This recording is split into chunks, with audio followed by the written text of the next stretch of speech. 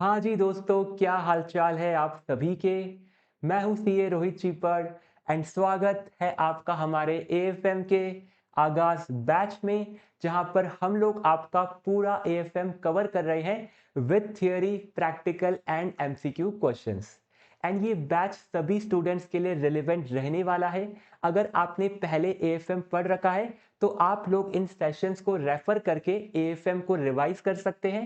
And अगर आपने पहले एएफएम कभी नहीं पढ़ा है, आपके एग्जाम बहुत पास आ गए हैं, तो भी आप लोग इन सेशन को रेफर करके अपने एग्जाम के लिए प्रिपेयर कर सकते हैं। तो सर ये तो हो गई हमारी बैच की डिटेल्स। अब चलते हैं हमारे आज के इस सेशन में। ये है हमारा लेक्चर नंबर 4, जहां पर हम लोग आपका कंटिन्यू कर रहे हैं AFM theory with memory techniques. जहां पर सर हम आपके थियरी के जितने भी कंसेप्ट है उनको समझ रहे हैं, प्लस जितने भी आपके क्वेश्चन एंड आंसर है उनको याद कर रहे हैं यूजिंग मेमोरी टेक्निक्स। अभी तक सर हमने आपका chapter 1, chapter 2 and chapter 7 cover किया है लेक्चर 1, 2 और 3 में। आज की क्लास में हम स्टार्ट करेंगे चैप्टर नंबर 15, स्टार्टअप फाइनेंस, जो कि सबसे इंपॉर्टेंट चैप्टर है आपकी पूरी एएफएम थियरी का। तो चलते सर हमारी थियरी बुक पे एंड स्टार्ट करते हैं आज का ये सेशन। तो ये रही सर हमारी थियरी बुक। सबसे पहली चीज कि सर ये थियरी बुक हमें कहां पर मिलेगी। तो ये थियरी बुक सर आपको मिल जाएगी हमारे पीडब्ल्यू के ऐप में। पीडब्ल्यू के ऐप में आप जाएंगे तो वहां पर आपको आगाज बैच मिलेगा। उस आगाज बैच में आप एनरोल कर लीजिए। बैच के कोई भी चार्जेस नहीं है, बिल्कुल फ्री ऑफ कॉस्ट है। एंड आगाज बैच के सर नोट्स वाले एरिया में आपको हमारी थियरी बुक अवेलेबल हो जाएगी। और सर अगर आपको वहां पर ढूंढने में कोई प्रॉब्लम आ रही है तो आप सर टेलीग्राम से भी एक्सेस कर सकते हैं। टेलीग्राम ऐप पे जाके सर्च करिए सीए रोहित चीपर, तो आपको सर हमारा चैनल मिल जाएगा। वहां पर सर फाइल्स वाले एरिया में आपको हमारी थियरी बुक मिल जाएगी। तो सर ये तो हो गया बुक के बारे में। अब एक बार बात करते कि सर ये चैप्टर इतना इंपॉर्टेंट क्यों है। तो सर यहाँ पर आपके पास ट्रेंड एनालिसिस है लास्ट 12 अटेम्प्ट का, नवंबर 19 से लेकर नवंबर 24 का। एंड सर अगर हम चैप्टर 15 की बात करें तो चैप्टर 15 सर हर एग्जाम में आपका पूछा जा रहा है। यानी चैप्टर 15 सर सबसे इंपॉर्टेंट है, हर एग्जाम में पूछा गया है। तो बहुत हाई प्रोबेबिलिटी है कि सर आपके एग्जाम में भी इस चैप्टर से एक क्वेश्चन आपको देखने को मिलेगा। तो सर इस चैप्टर से अगर एक क्वेश्चन आना फिक्स है तो इसको हम कवर कैसे करें। तो इसको कवर करने के लिए हमारा ये थियरी बुक है, जहां पर हमने सारे थियरी के कंसेप्ट ऐड कर रखे हैं विद मेमोरी टेक्निक, ताकि आप लोग कंसेप्ट को समझने के साथ साथ उनको याद भी कर पाएंगे। तो स्टार्टअप फाइनेंस में सर आपके 19 यूनिक क्वेश्चन है, यानी सबसे बड़ा चैप्टर भी यही है। एंड ये है सर आपके पेज नंबर 39 पे। चलते सर पेज नंबर 39 पे एंड कवर करते हैं आपका ये चैप्टर। तो ये रहा सर आपका चैप्टर 15, स्टार्टअप फाइनेंस, आपकी स्क्रीन के ऊपर। एंड इसका पहला क्वेश्चन भी आ चुका है सर आपके पास। ये सर आपका question number 1 multiple times exams में, आरटीपी में, एमटीपी में आया हुआ है, इसीलिए सर बहुत इंपॉर्टेंट क्वेश्चन है ये आपका। सर ये रिसेंटली आपका नवंबर 23 एग्जाम में आया था। क्या क्वेश्चन आया था सर, उसको रीड करते हैं। Nia Healthcare is a proprietary concern engaged in manufacture and development of pharmaceutical product since last 5 years। तो सर आपको यहाँ पर एक फर्म दी है निया हेल्थ केयर, जो कि सर आपकी एक प्रोप्राइटरी कंसर्न है, यानी कि सर इसको जो रन कर रहा है वो एक इंडिविजुअल रन कर रहा है, ये कोई भी सर कंपनी या फिर पार्टनरशिप नहीं है। तो निया हेल्थ केयर सर आपके manufacture and development of pharmaceutical product के बिजनेस के अंदर है। कितने साल से सर, लास्ट 5 ईयर से इसी बिजनेस के अंदर ऑपरेट कर रही है। To scale up the business operation and increase present turnover which is hovering around 500 million. Sir इसका 500 मिलियन का टर्नओवर है। इसको सर रुपीस में बात करें तो कितना हुआ, 1 मिलियन होता है आपका 10 लाख, तो 500 मिलियन होता है आपका लगभग 50 करोड़। तो 50 करोड़ रुपीस का टर्नओवर है। और सर ये इसको स्केल करना चाहते हैं, तो स्केल करने के लिए क्या कर रहे हैं, proprietor decide to convert his existing business into private limited company. यानी प्रोप्राइटरशिप से इसको प्राइवेट लिमिटेड में लेके जा रहे हैं, क्योंकि हमें बिजनेस को स्केल करना है। He also wants to get access to various tax benefit, easier compliance under the Startup India initiative। आपका प्रोपराइटर और क्या चाहते हैं कि सर हमें टैक्स बेनिफिट मिल जाए, कंप्लायंस में इजी रहे आपकी स्टार्टअप इंडिया इनिशिएटिव के अंदर। अब सर स्टार्टअप इंडिया इनिशिएटिव क्या है, यही सर हम लोग यहाँ पर समझने वाले हैं। And get recognise as a startup company. तो जो कंपनियां स्टार्टअप होती है उन्हें सर स्टार्टअप इंडिया इनिशिएटिव के बेनिफिट मिलते हैं। Advise whether Nia health care can be recognise as a startup company. क्या sir Nia health care startup company recognise की जा सकती है क्या? In view of the criteria considered eligible for startup recognition initiated by government. तो हमारा सर क्वेश्चन क्या है, हमें सर एडवाइस देनी कि क्या निया हेल्थ केयर एक स्टार्टअप हो सकती है। कैसे एडवाइस करनी sir? Based on the criteria, यानी सर जो आपके गवर्नमेंट ने क्राइटेरिया बता रखा है कि सर इन कंपनीज को स्टार्टअप कंपनी मानेंगे, उसके बेसिस पे हमको एनालाइज करना है। तो सर हम लोग क्या करेंगे, सबसे पहले सर हम लोग क्राइटेरिया मेंशन करेंगे कि सर गवर्नमेंट ने ये क्राइटेरिया मेंशन कर रखा है। फिर हम चेक करेंगे कि क्या सर आपकी निया हेल्थ केयर उस क्राइटेरिया के अंदर फिट बैठती है कि नहीं बैठती है। ठीक है सर, बहुत अच्छा क्वेश्चन था। Similar question sir May 22 exam में आया था, लेकिन ये डायरेक्ट क्वेश्चन था। क्या क्वेश्चन था? Analyse the criteria for an entity to be classified as startup entity under startup India scheme initiated by government of India. तो यहाँ पर सर डायरेक्ट पूछ लिया कि क्राइटेरिया बता दीजिए कि आपको स्टार्टअप इंडिया इनिशिएटिव में स्टार्टअप माने। सिमिलरली सर एमटीपी आरटीपी में भी सेम क्वेश्चन पूछा गया है। यहाँ पर सर आपको नोटिफिकेशन नंबर भी बताया है कि startup wide GSR notification 127E dated 19 Feb 2019। यानी सर इस नोटिफिकेशन में कौन सी कंडीशन थी स्टार्टअप इंडिया की, तो वही चीज सर हम लोग यहाँ पर बताने वाले हैं। तो सर चलते एंड समझते हैं कि क्या आपकी कंडीशन होती है स्टार्टअप की। तो बहुत ही सिंपल सी कंडीशन है सर एंड बहुत ही सिंपल सा आंसर है। तो अकॉर्डिंग टू सर आपका जो स्टार्टअप इंडिया इनिशिएटिव है, उन्होंने बोला कि सर हमारी 3 सिंपल सिंपल सी कंडीशन है। अब सर कौन सी 3 सिंपल सिंपल सी कंडीशन है? पहली कंडीशन है कि सर आपके पास होना चाहिए एक अच्छा सा आइडिया। आइडिया मतलब क्या सर? आई मतलब सर आपका कोई इनोवेशन होना चाहिए, या फिर सर डी मतलब यानी आपका कोई डेवलपमेंट होना चाहिए, या फिर सर आपका होना चाहिए इंप्रूवमेंट।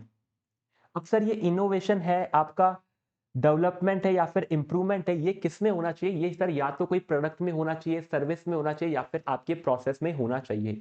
तो पहला क्राइटेरिया क्या है सर? आपके पास कुछ इनोवेशन, डेवलपमेंट या फिर इंप्रूवमेंट होना चाहिए प्रोडक्ट या सर्विस में। सेकंड है सर आपका कि आपका पास सर यहाँ पर 10 ईयर ओल्ड कंपनी होनी चाहिए। आपकी sir max to max 10 year old company होनी चाहिए। कंपनी, पार्टनरशिप या फिर एलएलपी होनी चाहिए। तो सर सेकंड कंडीशन क्या बोलती है कि मैक्स टू मैक्स सर आपकी जो कंपनी है वो 10 ईयर ओल्ड होनी चाहिए। यानी कि सर जो आपकी नई कंपनीज है उन्हीं को हम लोग स्टार्टअप मानते हैं। अगर सर कोई कंपनी आपकी 100 ईयर ओल्ड कंपनी, तो उसको हम लोग स्टार्टअप नहीं मानते हैं। तो सर 10 ईयर ओल्ड यानी up to 10 year old company, partnership या फिर एलएलपी को स्टार्टअप की डेफिनेशन में लिया है। एंड सर लास्ट क्राइटेरिया है आपका 100 करोड़। क्या सर 100 करोड़ मतलब 100 करोड़ का सर टर्नओवर उनका एक्सीड नहीं होना चाहिए। तो जनरली सर आपकी गवर्नमेंट क्या चाहती है कि सर जो आपकी यंग कंपनीज है, जो आपकी छोटी कंपनीज है, इन सभी को सर स्टार्टअप इंडिया इनिशिएटिव में लिया जाए एंड इन सभी कंपनी को स्टार्टअप का बेनिफिट दिया जाए। तो सर 3 कंडीशन क्या है? पहला सर आइडिया, दूसरा सर 10 ईयर ओल्ड एंड तीसरा सर 100 करोड़। तो यहां पर सर आप एक सिमिलैरिटी देख रहे होंगे, पहले 1 हुआ, फिर 10 हुआ, फिर 100 हुआ। तो इस तरह से सर आप इसको याद भी कर सकते हैं कि पहला आइडिया होना चाहिए जो कि इनोवेटिव, डेवलपमेंट एंड इंप्रूवमेंट होना चाहिए प्रोडक्ट या फिर सर्विस पे। 10 ईयर ओल्ड कंपनी हो सकती है, या फिर पार्टनरशिप या फिर एलएलपी भी अलाउड है। तो केवल 3 फॉर्मेट ही अलाउड है सर। इसके अलावा चौथा फॉर्मेट अगर मैंने बोला प्रोप्राइटरशिप, क्या सर प्रोप्राइटरशिप को अलाउ कर दोगे?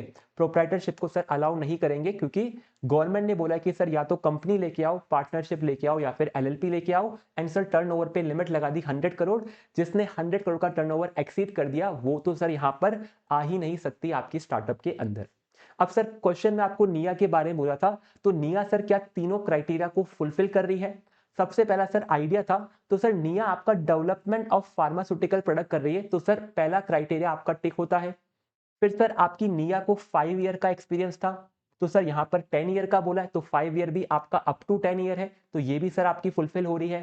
फिर सर टर्नओवर आपका निया का 500 मिलियन था, यहाँ पर सर 50 करोड़ होता है, तो 50 करोड़ सर आपकी 100 करोड़ की लिमिट के अंदर है। तो सर तीनों ही कंडीशन फुलफिल हो रही है, तो इसके अकॉर्डिंग तो सर निया आपकी स्टार्टअप बनने वाली है।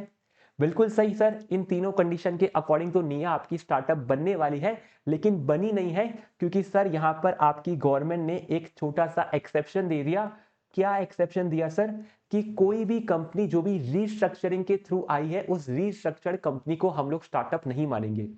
तो एक्सेप्शन क्या है सर कि आपकी कंपनी रीस्ट्रक्चर नहीं होनी चाहिए, या फिर सर डीमर्जर से या फिर किसी कंपनी का डिवीजन अलग करके आप स्टार्टअप बनाना चाहते हैं तो उस रीस्ट्रक्चर्ड कंपनी को हम लोग कभी भी स्टार्टअप नहीं मानेंगे। तो ये सारी कंडीशन तो फुलफिल हो गई, बट सर निया जो कंपनी थी वो प्रोपराइटरशिप से प्राइवेट लिमिटेड कंपनी बनी थी। एंड सर प्रोपराइटरशिप से प्राइवेट लिमिटेड बनना यानी अपना ऑर्गेनाइजेशन स्ट्रक्चर चेंज करना, ये तो सर आपका हो गया रीस्ट्रक्चरिंग। तो सर निया आपके एक्सेप्शन में आ गई है कि रीस्ट्रक्चर्ड कंपनी को स्टार्टअप का टैग नहीं मिलेगा, तो निया भी आपकी स्टार्टअप नहीं बनने वाली है। तो सर 3 क्राइटेरिया आपको यहां पता चल गए एंड एक्सेप्शन आपको मेंशन करना है एंड लास्ट में हम लोग एडवाइस देंगे। चलते सर आपके आंसर के ऊपर। सबसे पहले सर आपकी क्या होनी चाहिए, एक प्राइवेट लिमिटेड कंपनी, पार्टनरशिप या फिर एलएलपी, यानी 3 फॉर्म अलाउ है। And sir up to 10 year, यानी सर आपको 10 ईयर का ही एज होनी चाहिए या फिर 10 ईयर की ही आपकी लिमिट होनी चाहिए।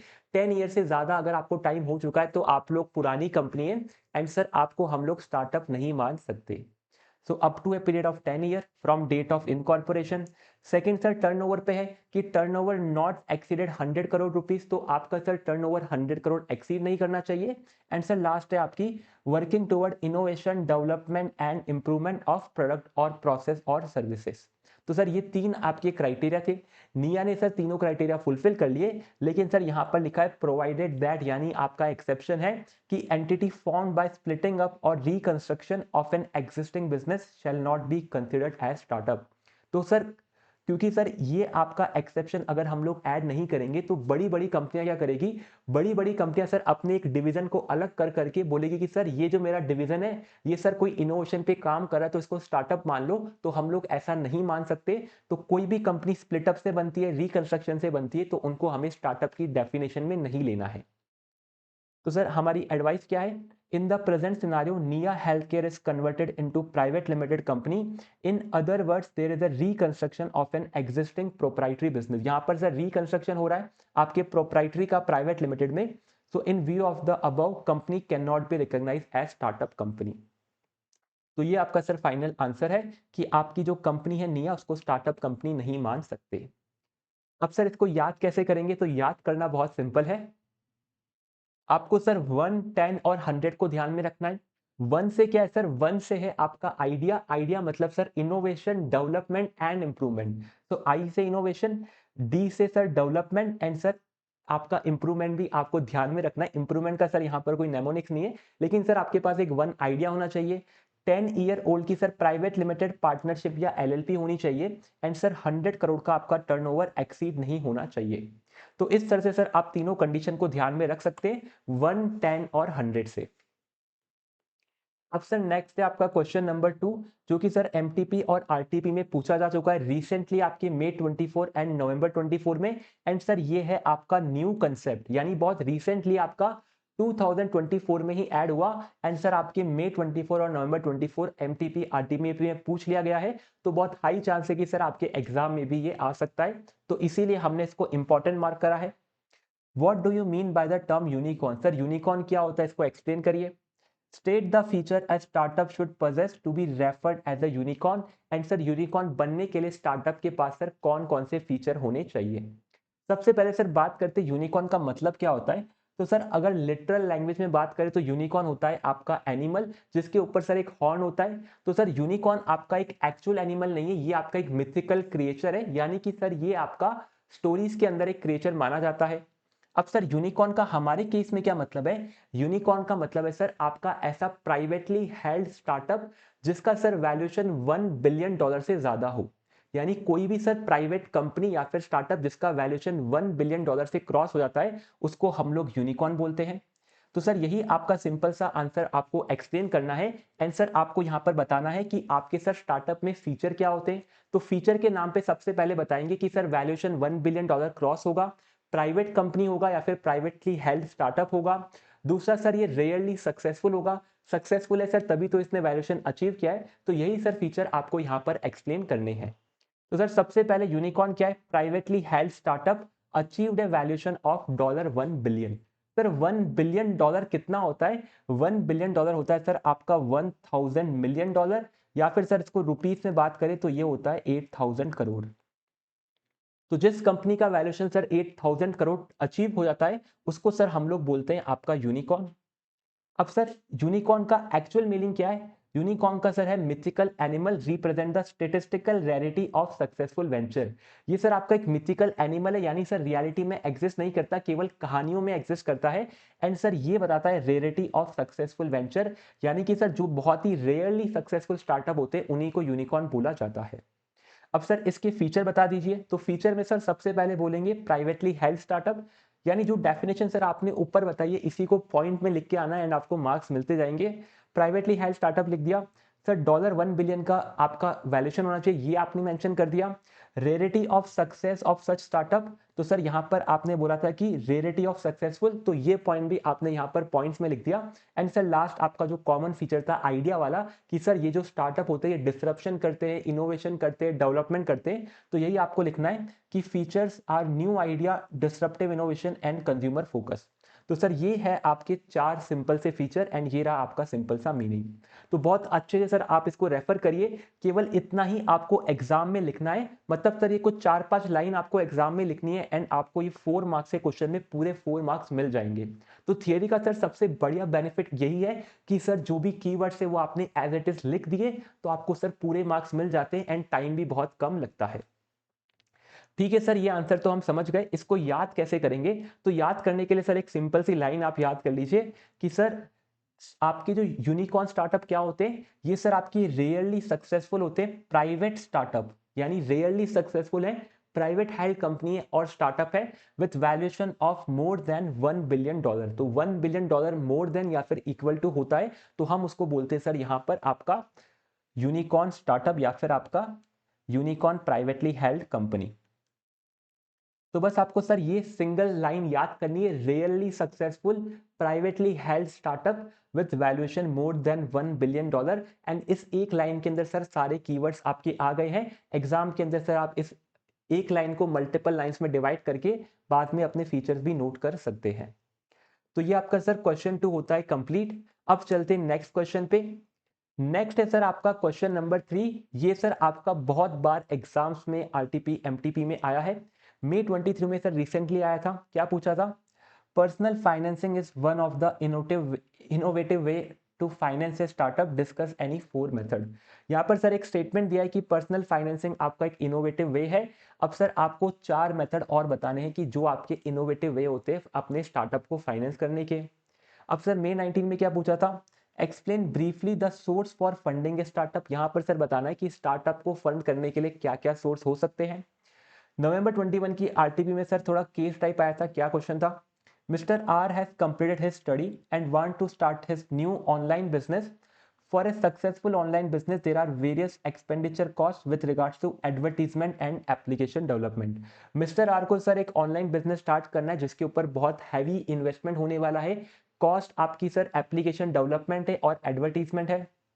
Make the business successful, he wants to raise fund. Explain some innovative source for funding a startup. तो सर यहाँ पर भी आपका लास्ट में तो पूछा यही है कि आपको किस तरह से अपने स्टार्टअप को इनोवेटिव वे में फंड कर सकते हैं। तो बहुत ही सर इंपॉर्टेंट क्वेश्चन है। अब सर आपके स्टार्टअप को फंड करने के डिफरेंट तरीके उनको हम लोग समझते हैं। तो हम कर रहे हैं आपका क्वेश्चन नंबर 3, जहां पर आपसे पूछा है कि innovative ways of funding a startup, यानी कैसे आप अपने स्टार्टअप को फंड कर सकते हैं वो आपको एक्सप्लेन करना है। बहुत ही सिंपल सा क्वेश्चन है। तो सबसे पहले जब भी आपके स्टार्टअप को फंड्स की रिक्वायरमेंट होगी तो आपका जो फाउंडर है वो अपनी पर्सनल सेविंग को अपने स्टार्टअप में इन्वेस्ट करेगा। तो जब सर आपका फाउंडर या फिर ओनर अपनी खुद की सेविंग को स्टार्टअप में इन्वेस्ट करता है, इसको हम लोग बोलते हैं पर्सनल फाइनेंसिंग। तो सबसे पहला तरीका बनेगा सर आपका पर्सनल फाइनेंसिंग का। अब सर और क्या तरीके? तो सर आपने अपनी सेविंग तो इन्वेस्ट कर दी, अब सर सेविंग आपकी कम पड़ रही है तो आप क्या करेंगे? आप जाएंगे सर अपनी फैमिली के पास एंड अपने फ्रेंड्स के पास। फैमिली एंड फ्रेंड्स के पास जाके आप उन्हें अपना स्टार्टअप एक्सप्लेन करेंगे कि सर ये मेरा स्टार्टअप है एंड ये मेरा बिजनेस प्लान रहेगा, तो आप लोग हमें फंड्स दे दीजिए। आप फंड्स उनसे इक्विटी में या फिर डेट में दोनों में ले सकते हैं एंड सर वो इक्विटी और डेट के फंड को आप अपने स्टार्टअप में यूज कर सकते हैं। तो दूसरा तरीका सर फैमिली एंड फ्रेंड्स है। इसके बाद सर और क्या तरीका है? तो हमने पर्सनल फंड डाल दिए, फैमिली एंड फ्रेंड्स के फंड डाल दिए, उसके बाद भी हमारी रिक्वायरमेंट फुलफिल नहीं हुई, तो सर जो आपका फाउंडर है वो सर मार्केट में जाके लोन लेगा। तो फाउंडर सर मार्केट से लोन लेके आपके स्टार्टअप में इन्वेस्ट करता है, तो इसको हम बोलते हैं पर्सनल क्रेडिट लाइन। क्या सर लोन मेरे स्टार्टअप ने लिया है? नहीं सर, स्टार्टअप ने लोन नहीं लिया है, आपके फाउंडर ने सर लोन लिया है। तो सर फाउंडर ने लोन लेके आपका इक्विटी इन्वेस्टमेंट किया है स्टार्टअप के अंदर। एंड सर ये जो आपका लोन होगा ये हो सकता है आपका पर्सनल लोन हो या फिर आपका क्रेडिट कार्ड लोन हो। तो सर अगर मेरे फाउंडर ने लोन लिया तो इसको आप बोलते हैं पर्सनल क्रेडिट। एंड अगर सर स्टार्टअप ने खुद ने लोन लिया तो उसको क्या बोलेंगे? अगर सर स्टार्टअप खुद लोन लेता है तो उसको बोलते हैं माइक्रो लोन्स। अब सर माइक्रो लोन्स क्या होते हैं? तो माइक्रो लोन्स में सर जनरली हम लोग आपकी एनबीएफसी या बैंक के पास नहीं जाते, हम लोग सर आपके इंडिविजुअल्स के पास जाते हैं जिनके पास बहुत सारा फंड हो, यानी जो आपके एचएनआई लोग होते हैं उनके पास जाके हम लोग बोलते हैं कि सर आप हमें डेट दे दीजिए ताकि हम लोग हमारे स्टार्टअप को फंड कर सके। तो अगर फाउंडर ने पैसा डाला तो उसको बोलते हैं पर्सनल क्रेडिट। एंड सर अगर स्टार्टअप ने खुद ने लोन लिया तो उसको हम गिनते हैं आपके माइक्रो लोन्स में। इसके साथ साथ हमारा सर एक और तरीका होता है peer to peer financing. Peer to peer में क्या होता है सर, जो आपका पीयर होता है यानी जो आपकी सिमिलर कंपनी है या फिर सिमिलर स्टार्टअप है, या फिर सर जो आपकी लोकेलिटी में जो सिमिलर टाइप के बिजनेस ओनर है उनके पास आप जाते हैं, उनको बोलते हैं कि हमें आज फंड्स की रिक्वायरमेंट है, आप हमारे फंड्स की रिक्वायरमेंट फुलफिल करिए, एंड फ्यूचर में जब आपको फंड्स की रिक्वायरमेंट होगी तो हम भी आपकी रिक्वायरमेंट फुलफिल करेंगे। तो जब आप अपने पीयर से यानी अपने पड़ोसी से जाके लोन लेते तो उसको बोलते पीयर टू पीयर फाइनेंसिंग। तो ये सब तो सर आपके नॉर्मल या फिर ट्रेडिशनल तरीके। अब सर मार्केट में आज के दिन कौन से तरीके चलते हैं? तो मार्केट में सर आजकल जो पॉपुलर तरीका है वो है आपका पीओ फाइनेंसिंग। पीओ फाइनेंसिंग क्या होता है सर? पीओ फाइनेंसिंग सर उन स्टार्टअप के लिए रिलेवेंट है जिनके पास सर बहुत सारे ऑर्डर आए हुए हैं कस्टमर से। तो जब भी सर कस्टमर ऑर्डर प्लेस करता है तो कस्टमर ऑर्डर के साथ आपको अपना परचेस ऑर्डर भेजता है। तो सर आपके पास बहुत सारे ऑर्डर आ चुके हैं, अब आपको उन्हें गुड्स डिलीवर करना है, लेकिन सर गुड्स डिलीवर करने से पहले आपको गुड्स को मैन्युफैक्चर करना पड़ेगा। गुड्स को मैन्युफैक्चर करने के लिए फंड्स की रिक्वायरमेंट है, ये फंड्स कहां से आएंगे? ये फंड्स आएंगे आपके पीओ फाइनेंसिंग के थ्रू। तो आप लोग क्या करेंगे सर, जो भी कस्टमर से परचेस ऑर्डर आए हुए हैं इन सबको एक साथ इकट्ठा करके जाएंगे एनबीएफसी या फिर बैंक के पास जो कि पीओ फाइनेंसिंग करते होंगे, उनको सर एक्सप्लेन करेंगे कि हमें सर बहुत सारे ऑर्डर मिल चुके हैं, अब हमें सर हमारा मैन्युफैक्चरिंग स्टार्ट करनी है, मैन्युफैक्चरिंग स्टार्ट करने के लिए फंड दे दीजिए। एंड सर जो भी हम लोग फंड्स यूज करेंगे उससे गुड्स बनाएंगे, गुड्स को सेल करेंगे, एंड सेल करके जो रेवेन्यू या फिर पेमेंट आएगा उससे हम आपका लोन और इंटरेस्ट दोनों चुका देंगे। तो पीओ फाइनेंसिंग में आप पीओ लेके जाते हैं अपने एनबीएफसी के पास एंड उसके बेसिस पे आप लोग फंडिंग लेते हैं, जिसको हम बोलते हैं यहाँ पर पीओ फाइनेंसिंग। पीओ फाइनेंसिंग मतलब परचेज ऑर्डर फाइनेंसिंग। इसके साथ साथ सर एक और तरीका आता है आपका फैक्टरिंग का। फैक्टरिंग सर शायद आपने सीए इंटर में पढ़ा होगा। फैक्टरिंग में क्या होता है कि सर आपने जब गुड्स को सेल किया तो गुड्स को सेल करने के दो तरीके होते हैं। जो भी आपने गुड्स को सेल किया या तो आपने उसको कैश में सेल किया, अगर कैश में सेल किया तो आपको इंस्टेंट फंड मिल गए, या फिर सर आपने क्रेडिट में सेल किया। क्रेडिट सर हो सकता है कि आपने 1 मंथ का, 2 मंथ का या 6 मंथ का क्रेडिट दिया होगा। अब सर 1 मंथ, 2 मंथ और 6 मंथ में पैसा आने वाला है, लेकिन मुझे तो फंड्स की रिक्वायरमेंट आज है, तो इसी रिक्वायरमेंट को फुलफिल करने आता है फैक्टरिंग, जहां पर आप अपने अकाउंट्स रिसीवेबल या फिर अपने डेटर को कोई भी फैक्टरिंग कंपनी को सेल करते हैं, एंड वो फैक्टरिंग कंपनी सर आपका जो पैसा है उसको रिकवर करती है। तो सर मान लेते हैं कि आपने जो क्रेडिट पे सेल किया वो क्या 1 मंथ पे, एंड सर 1 मंथ बाद आपको 100 रुपीज मिलने वाले हैं, लेकिन मुझे सर आज के दिन रिक्वायरमेंट है, तो मैंने क्या किया सर, ये जो मेरी क्रेडिट की सेल थी इसको मैंने फैक्टरिंग कंपनी को सेल कर दिया। उन्होंने सर बोला कि 100 रुपीज आपको 1 महीने बाद मिलने वाले हैं, आज के दिन पे सर मैं आपको दे दूंगा 95 रुपीज। तो फैक्टरिंग कंपनी ने बोला कि 1 महीने बाद 100 रुपए मिलेंगे, लेकिन आज के दिन अगर आपको चाहिए तो 95 रुपीज ले लीजिए। एंड सर ये 100 रुपए के रिसीवेबल हमारे हुए, एंड 1 महीने बाद हम लोग 100 रुपए रिकवर कर लेंगे। तो सर फैक्टरिंग कंपनी को फायदा क्या हुआ, उन्होंने सर 95 रुपीज आपको दिए, 1 महीने बाद 100 रुपए मिलेंगे, तो 5 रुपीज का सर उनकी इनकम है जिसको वो इंटरेस्ट भी मानते हैं। तो ये होता है सर आपका फैक्टरिंग, जहां पर आप अपने डेटर्स को सेल कर देते हैं या फिर अकाउंट रिसीवेबल को सेल करके आज ही के दिन अपना फंड रेस कर लेते हैं। और क्या तरीके सर? और सर आपका है vendor financing. Vendor financing sir simple words में होता है आपका ट्रेड क्रेडिट, कि सर जो भी आपका सप्लायर है आपने उसको बोला कि सर हमारे पास अभी इमीडिएटली फंड्स तो नहीं है, लेकिन अगर आप हमें क्रेडिट पे फंड्स दे देंगे तो हम लोग आपके गुड्स को सेल करेंगे मार्केट में, एंड सेल करके जो पैसा आएगा उससे हम आपके जो भी रिक्वायरमेंट है उसको हम लोग फुलफिल करेंगे। तो वेंडर फाइनेंसिंग मतलब ट्रेड क्रेडिट, सप्लायर से जब आप पैसा लेते हैं उसको बोलते हैं वेंडर फाइनेंसिंग। और क्या तरीके सर? तो इसके बाद सर आपका एक तरीका और है जो कि बहुत पॉपुलर है आज के टाइम पे, वो है आपका क्राउड फंडिंग। क्राउड फंडिंग क्या होता है सर?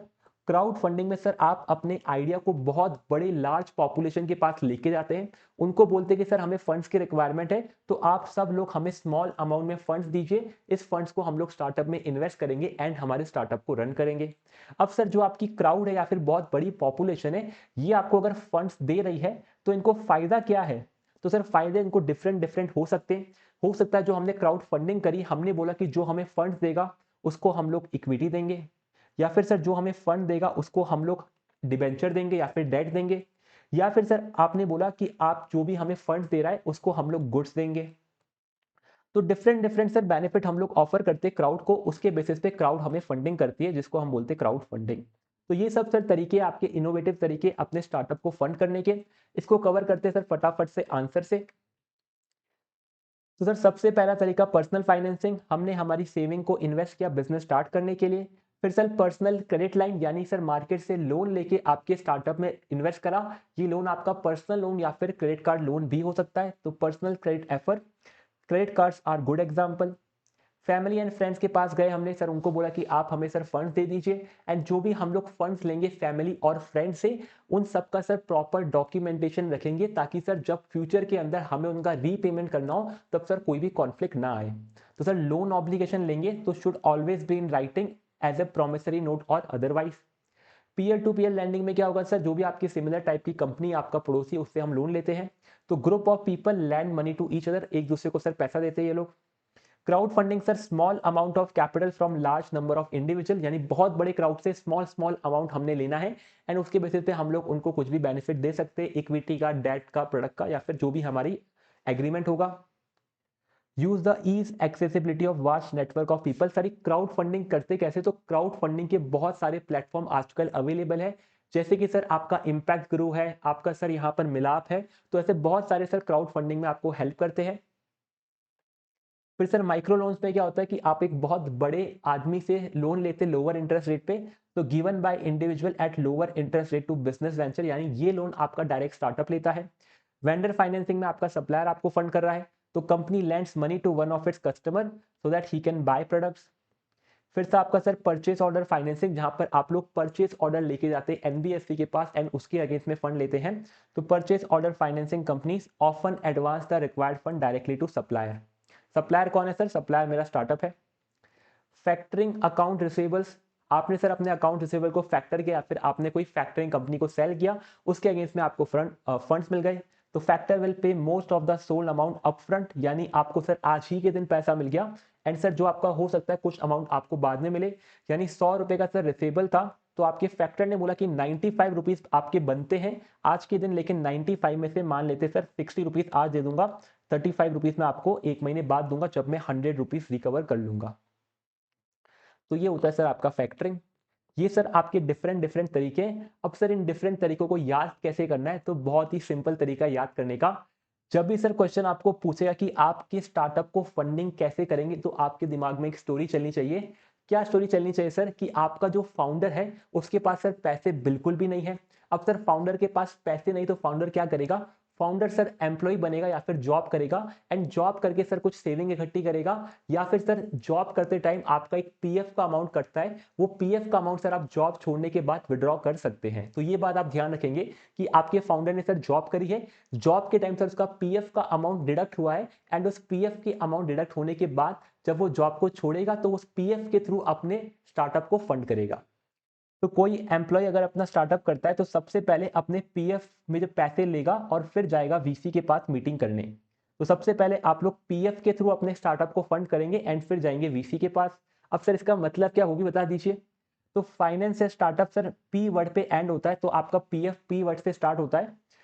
तो सर हमारा पीएफ के अंदर सर फोर तो पी है, सर 4 पी कौन कौन से? तो यहां पर आप देखेंगे तो आपका personal finance, personal credit line, peer to peer and PO financing. तो ये है सर आपके 4P। फिर सर एफ से आपके 2 हैं, तो 4P + 2F। तो ये आपका सर पीएफ बनता है कि आपके स्टार्टअप को फाइनेंस करना है तो आपको अपने पीएफ से उसको फंड करना होगा, यानी प्रोविडेंट फंड से। इसके बाद सर आपको वेंचर कैपिटल से मीटिंग करनी है, तो वेंचर कैपिटल का सर वी है vendor financing, crowd funding and sir micro का एम। तो वीसी से सर फिर करेंगे हम लोग मीटिंग। तो ये सर हमने आपका नेमोनिक्स बनाया है। ये सर मुझे तो बहुत हेल्प करता है याद करने में, आप भी सर इसको रेफर करके याद कर सकते हैं। तो 4P + 2F + VC मीटिंग। क्या VC मीटिंग मतलब सर वेंचर कैपिटल के पास सही में जाना है? नहीं सर, ये आपका नेमोनिक्स है। V मतलब वेंडर फाइनेंसिंग, C मतलब क्राउड फंडिंग, M मतलब माइक्रो लोन्स। तो फाइनेंस है स्टार्टअप में आप लोग पीएफ का पैसा एंड वीसी से मीटिंग करके अपने स्टार्टअप को फंड करेंगे। ये आपका क्वेश्चन 3 होता है कंप्लीट। अब चलते सर क्वेश्चन नंबर 4 पे। एकदम छोटा सा क्वेश्चन है, नवंबर 20 एग्जाम में आया था। Peer to peer lending and crowd funding are same and traditional method of funding, do you agree, justify your stand. तो sir peer to peer and crowd funding दोनों सेम है एंड दोनों traditional method है। तो sir हम इस बात से अग्री नहीं करते। पीयर टू पीयर सर मेरा ट्रेडिशनल मेथड है, लेकिन क्राउड फंडिंग ट्रेडिशनल नहीं है, क्योंकि ये एकदम नया कंसेप्ट है जहां पर हम लोग बहुत बड़ी पब्लिक से small amount of money raise करते हैं। तो क्राउड फंडिंग एंड सबसे पहले sir peer to peer and crowd funding different चीजें। And sir peer to peer traditional, लेकिन क्राउड फंडिंग ट्रेडिशनल तरीका नहीं है। No, I do not agree with the given because peer-to-peer is in existence for many years, but the crowdfunding is contemporary source of finance for startup finance। यानी peer to peer से traditional तरीका बहुत सालों से exist करता है, लेकिन crowd funding बहुत ही नया एंड कंटेम्प्रेरी तरीका है। तो यहाँ पर हमने सर डू यू अग्री का आंसर दे दिया एंड इसके बाद सर हम दोनों को एक्सप्लेन कर देंगे कि सर पीयर टू पीयर क्या होता है एंड क्राउड फंडिंग क्या होता है, दोनों को एक्सप्लेन करना है। नेक्स्ट है सर आपका क्वेश्चन नंबर 5। ये भी सर मल्टीपल टाइम आया हुआ है, दिसंबर 21 एग्जाम में लेटेस्ट आया था। What is the mode of financing is called in startup when a person attempts to found and build a company from personal finance। हमें बताना है कि सर इस मोड ऑफ फाइनेंसिंग को क्या बोलते हैं जब आपका जो पर्सन है वो खुद के पर्सनल फाइनेंस से फंडिंग करता है स्टार्टअप की। तो सर बहुत ही सिंपल है, उसको हम लोग पर्सनल फाइनेंसिंग ही बोलते हैं। यानी आपका आंसर सर आपके क्वेश्चन के अंदर ही है, from the operating revenue of new company. तो यहाँ पर क्या बोला है सर, यहाँ पर एक्स्ट्रा चीज बोली है कि जब सर आप अपने स्टार्टअप को पर्सनल फाइनेंस एंड उसके रेवेन्यू से फंड करते तो इस पूरे प्रोसेस को क्या बोलते हैं, इस पूरे प्रोसेस को हम बोलते हैं boot strapping. Explain briefly method of this made. तो सर जब आप अपनी कंपनी को personal finance and operating revenue से करते हैं तब हम इसको बोलते हैं बूट स्ट्रैपिंग। यहाँ पर सर जब हमने पढ़ा था ऊपर, तो ये आपके इनोवेटिव वे ऑफ फाइनेंस थे कि कौन कौन से तरीके से आप अपने बिजनेस को फाइनेंस करते हैं, वहां पर पर्सनल फाइनेंसिंग था। लेकिन सर यहाँ पर क्या बोला कि जब आपने अपने स्टार्टअप को अपने personal finance and operating revenue से, यानी खुद की कंपनी के प्रॉफिट से ही अपने अपने स्टार्टअप को फंड कराए, तो हम इसको बोलते हैं बूट स्ट्रैपिंग। बूट स्ट्रैपिंग मतलब कि सर आपने कोई एक्सटर्नल पैसा रेस नहीं करा, आपने internal saving and sir internal revenue से अपनी कंपनी को फाइनेंस करा है। ठीक है सर, हम समझ गए बूटस्ट्रैपिंग क्या होता है। Explain briefly method of this mode. अब सर बूटस्ट्रैपिंग में आप कैसे अपने रेवेन्यू के थ्रू अपनी बिजनेस को फाइनेंस करते हैं, तो इसको समझते हैं। तो सर बूटस्ट्रैपिंग के अंदर आपके 3 तरीके, कौन कौन से 3 तरीके सर? सबसे पहला है आपका लीजिंग। लीजिंग मतलब सर जो भी आपको फिक्स एसेट की रिक्वायरमेंट है, उस फिक्स एसेट को आप लोग बाय नहीं करेंगे, उसको सर आप रेंट पे लेके आएंगे।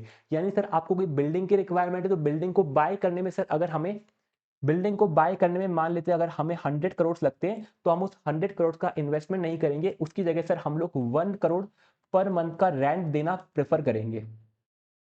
तो सर सबसे पहला तरीका क्या है, आप लोग लीजिंग का ऑप्शन चूज करेंगे। दूसरा तरीका क्या है सर, आप लोग फैक्टरिंग का ऑप्शन यूज करेंगे। फैक्टरिंग क्या होता है सर, जब आप अपने अकाउंट रिसीवेबल्स को सेल करके वहां से फंड रेस करते तो उसको बोलते हैं फैक्टरिंग। एंड ये भी सर आपके बिजनेस का ऑपरेटिंग रेवेन्यू है। और क्या तरीका है सर, और आपका सर यहाँ पर तरीका है वेंडर फाइनेंसिंग यानी ट्रेड क्रेडिट। यानी आप अपने जो सप्लायर्स है उनको बोलेंगे कि सर आप हमें क्रेडिट के ऊपर गुड्स सप्लाई करिए एंड जैसे ही सर हम इनको सेल करके फंड रियलाइज करेंगे उससे हम आपका पेमेंट करेंगे। तो जब आप sir company personal finance and operating revenue पे बिल्ड करते हैं, इसको बोलते हैं boot strapping. And boot strapping के सर डिफरेंट मेथड क्या है? पहला सर ट्रेड क्रेडिट, यानी सर आपने अपने सप्लायर से पैसा लिया।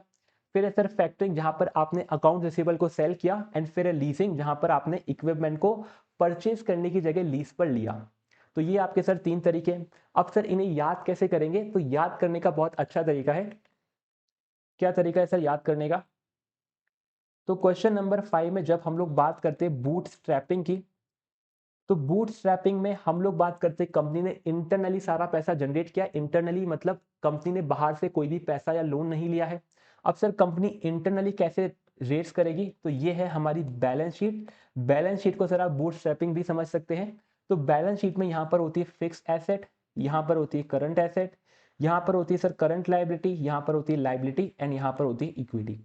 हम लोग बात करें कि सर हम लोग बाहर से पैसा नहीं लेंगे, तो लाइबिलिटी और इक्विटी को हम लोग एक बार साइड में रखते हैं। इसके बाद जो सर हमारी बैलेंस शीट में चीजें बची है, इसके बेसिस पे हमें आपका याद रखना है कि बूटस्ट्रैपिंग में पैसा कहां से आता है। सबसे पहला सर फिक्स एसेट। मुझे सर फिक्स एसेट में इन्वेस्टमेंट करना है, तो मैं क्या करूंगा, मैं सर फिक्स एसेट को बाय नहीं करूंगा, फिक्स एसेट को लीज करूंगा। तो फिक्स एसेट से आता है मेरा लीजिंग। अब सर मेरे पास करंट एसेट है। करंट एसेट मतलब मेरे पास डेटर से इन्वेंट्री है। अब सर डेटर से कैसे फंडिंग लाऊंगा, तो डेटर से फंडिंग लाने के लिए मैं चूज करूंगा फैक्टरिंग का ऑप्शन, जहां पर हम लोग डेटर को सेल कर देंगे। फिर सर मेरे पास करंट लाइबिलिटी, यहाँ पे कैसा पैसा आएगा, करंट लाइबिलिटी में सर होते हैं आपके सप्लायर्स या फिर ट्रेड क्रेडिटर्स। तो यहाँ पर सर आप यूज करेंगे ट्रेड क्रेडिट का तरीका। तो जब सर क्वेश्चन आपको बोलेगा कि बूट स्ट्रैपिंग कैसे करते हैं, तो आपके दिमाग में आना चाहिए सर बैलेंस शीट में कौन कौन से आइटम है। बैलेंस शीट में फिक्स एसेट है जहां से आता है लीजिंग, करंट एसेट से आता है फैक्टरिंग एंड करंट लाइबिलिटी से आता है ट्रेड क्रेडिट। तो ये आपका सर याद करने का तरीका है। अज्यूम है balance sheet and right trades component, जैसे सर एपी अकाउंट्स पेबल होता है ट्रेड क्रेडिट, एआर से सर आएगा फैक्टरिंग एंड पीपी से आएगा आपका लीजिंग। तो ये आपका सर क्वेश्चन नंबर 5 था। नेक्स्ट है सर आपका क्वेश्चन नंबर 6, जो कि नवंबर 18 एग्जाम और एमटीपी में पूछा गया है। Explain angel investor. हमें सर बताना है कि एंजल इन्वेस्टर कौन होते हैं, who are angel investor and how they are different from venture capitalist. हमें बताना है सर एंजल इन्वेस्टर कौन है एंड ये कैसे डिफरेंट है आपके वेंचर कैपिटलिस्ट से। तो बहुत अच्छा क्वेश्चन है क्वेश्चन नंबर 6। सबसे पहले सर एंजल इन्वेस्टर क्या होते हैं, तो जैसा सर नाम से यहाँ पर बताया है कि ये एंजल होते हैं, तो बिल्कुल सही सर, ये आपके एंजल होते हैं आपके स्टार्टअप्स के लिए। सर एंजल क्यों बोल रहे हो, क्योंकि सर ये बहुत ही अच्छे लोग हैं आपके लिए। सर इन ये लोग आपको सर पैसा देते हैं एंड पैसा देने के साथ साथ आपको ये फेवरेबल टर्म्स भी देते हैं। तो एंजल इन्वेस्टर कौन है सर, एंजल इन्वेस्टर सर आपके अच्छे लोग हैं, यानी ये है आपके फैमिली एंड फ्रेंड्स, जो कि सर आपको फेवरेबल टर्म पर पैसा दे रहे हैं। तो ये सर आपका फर्स्ट लाइन आपको मेंशन करनी कि एंजल इन्वेस्टर कौन है, ये सर आपके फैमिली एंड फ्रेंड है जो कि फेवरेबल टर्म्स पर पैसा देंगे। फिर सर आप बताएंगे कि सर जो आपको पैसा दे रहा है ये बात तो फिक्स है, उसके खुद के पास पैसा होगा। तो जिसके पास सर खुद के पास पैसा होता है उसको बोलते हैं हम लोग एफ्लुएंट इन्वेस्टर। तो एफ्लुएंट इन्वेस्टर मतलब सर जिसके पास सर बहुत सारा पैसा हो उसको हम बोलते हैं एफ्लुएंट इन्वेस्टर। एंड सर ये जो आपके एफ्लुएंट इन्वेस्टर है इनके पास खुद का पैसा है, एंड सर जो वीसी होते हैं उनके पास खुद का पैसा नहीं होता। तो इस क्वेश्चन में आपने सर दो बातें पूछी थी। पहला सर एंजल इन्वेस्टर कौन है उसको बताना था, तो एंजल इन्वेस्टर कौन है, ये सर आपके अच्छे लोग हैं यानी फैमिली एंड फ्रेंड्स है जो कि फेवरेबल टर्म्स पर पैसा देते हैं। फिर सर आपसे पूछा कि how they are different from venture capitalist, कैसे ये डिफरेंट है, तो हम क्या बोलते हैं कि सर ये एफ्लुएंट इन्वेस्टर है जिनके पास खुद का मनी है। तो सर वीसी के पास खुद का मनी नहीं होता क्या, यस सर वीसी के पास खुद का मनी नहीं है। वीसी सर बाहर से पैसा रेज करके आपके स्टार्टअप्स में इन्वेस्ट करता है। सर बाहर से कहां से, तो सर वीसी को फंड करने वाले बहुत सारे फाइनेंशियल इंस्टीट्यूशन होते हैं और ये वीसी वहीं सर पैसा रेज करके आपके स्टार्टअप्स में इन्वेस्ट करता है। तो आपका सर एफ्लुएंट इन्वेस्टर होता है एंजल इन्वेस्टर जिसके पास खुद का मनी है, एंड वीसी के पास सर खुद का मनी नहीं है, उसने सर मार्केट से पैसा रेज करा है। एंड सर एक लास्ट पैराग्राफ और लिखना है सर कि आपको इस पूरी कहानी को खत्म करना है। तो आप क्या बोलेंगे कि सर जब हमारा स्टार्टअप फेल होता है, स्टार्टअप फेल, तो आपका जो एंजल इन्वेस्टर है लूजेस ऑल हिज मनी। तो ये सर आपकी एंडिंग लाइन रहेगी जहां पर आपने अपने स्टार्टअप को बंद कर दिया या फिर स्टार्टअप ने फेल हुआ। तो अगर स्टार्टअप फेल होगा तो आपका एंजल इन्वेस्टर सारा पैसा लूज कर देगा। तो 3 पैराग्राफ में आपको आंसर लिखना है, पहले बताएंगे कौन एंजल इन्वेस्टर है, कैसे ये डिफरेंट है, एंड लास्ट में सर कंक्लूड कर देंगे कि अगर स्टार्टअप फेल हुआ तो एंजल इन्वेस्टर सारा पैसा लूज कर देगा। चलते सर आंसर पे। सबसे पहले बोला sir angel investor invest in small startup और एंटरप्रेन्योर, एंड सर ये होते हैं आपके एंटरप्रेन्योर के फैमिली एंड फ्रेंड। फिर सर हम बोलेंगे कि ये हमें बहुत फेवरेबल टर्म्स देते हैं क्योंकि सर ये हमारे फैमिली एंड फ्रेंड्स है, and invest in the entrepreneur starting the business rather than viability of business. Angel जब सर इन्वेस्ट कर रहा है तो वो आपके एंटरप्रेन्योर में इन्वेस्ट कर रहा है, ना कि बिजनेस के ऊपर, क्योंकि उससे आपके एंटरप्रेन्योर पे ट्रस्ट है। तो ये दोनों सर आपके हो गए कि कौन होता है एंजल इन्वेस्टर। इसके बाद सर हमें बताना है कि एंजल के पास बहुत सारा पैसा है एंड ये खुद का पैसा इन्वेस्ट करते हैं। तो angel investor are informal investor या फिर एफ्लुएंट इंडिविजुअल। एफ्लुएंट मतलब सर बहुत पैसे वाले लोग हैं, एंड ये आपका कीवर्ड है, जो कि sir capital inject capital for startup in exchange for ownership equity और कन्वर्टेबल डेट। ये लोग सर खुद का पैसा इन्वेस्ट करते हैं ताकि ये लोग इक्विटी या फिर कन्वर्टेबल डेट ले सके। Angel investor usually typically use their own money unlike venture capitalist. तो सर एंजल इन्वेस्टर बहुत पैसे वाले लोग हैं एंड खुद का पैसा इन्वेस्ट करते हैं, unlike venture capitalist who take care of pooled money from many other investor.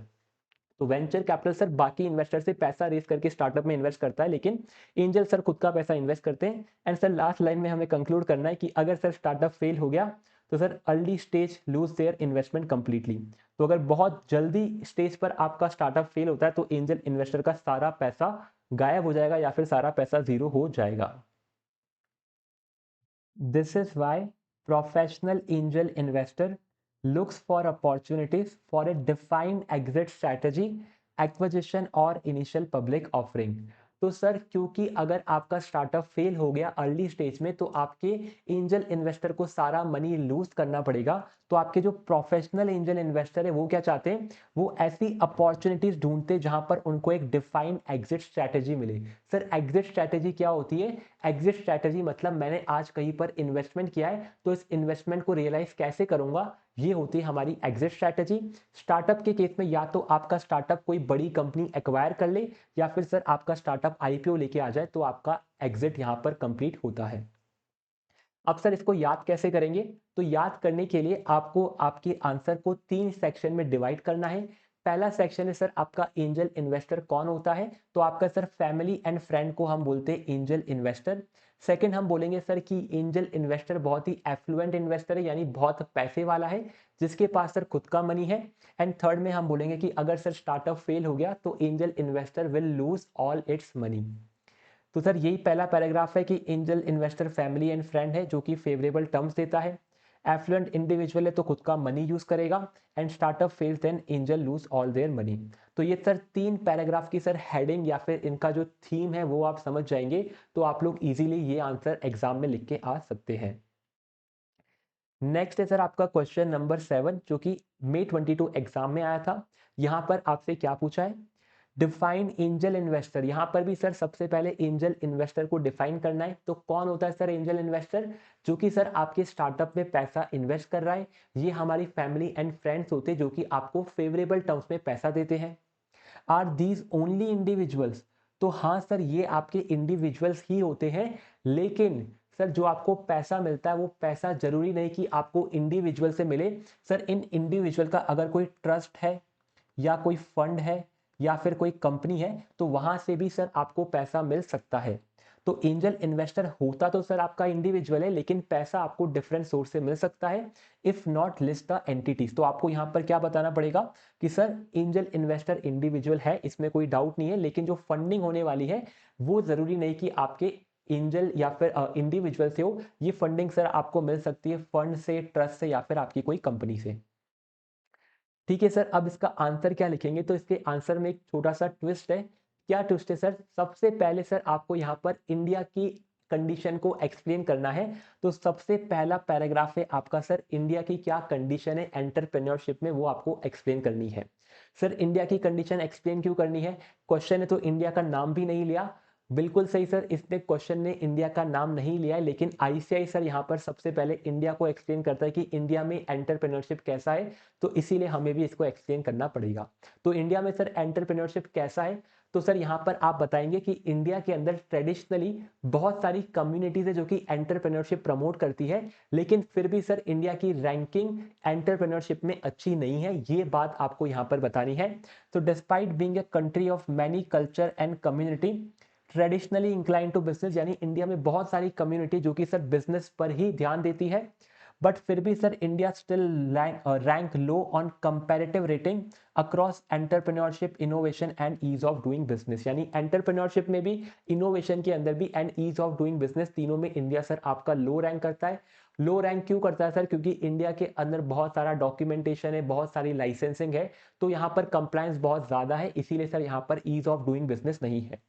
तो यही आपको सर बताना है यहाँ पे कि this the reasons are obvious, include are old and outdated draconian rules and regulation which provides a hindrance to our business environment. तो sir यहाँ पर बहुत ही आउटडेटेड रूल्स है जिसकी वजह से हमें कंप्लायंस में बहुत इश्यू आता है। यहाँ पर सर रेड टेप इसमें यानी बहुत सारा डॉक्यूमेंटेशन करना होता है, टाइम कंज्यूमिंग प्रोसीजर है, lack of support for entrepreneurship है, of course things are changing in recent time. And last में सर एक लाइन ऐड कर दी कि सर अब जो चीजें हैं वो धीरे धीरे चेंज होना स्टार्ट हुई है। ठीक है सर, सबसे पहले आपको इंडिया का ज्ञान देना पड़ेगा, भले ही क्वेश्चन नहीं पूछ रहा है, लेकिन अगर ये क्वेश्चन दिखता है एग्जाम में तो आईसीआई इंडिया पे ज्ञान देता है, आपको भी देना पड़ेगा।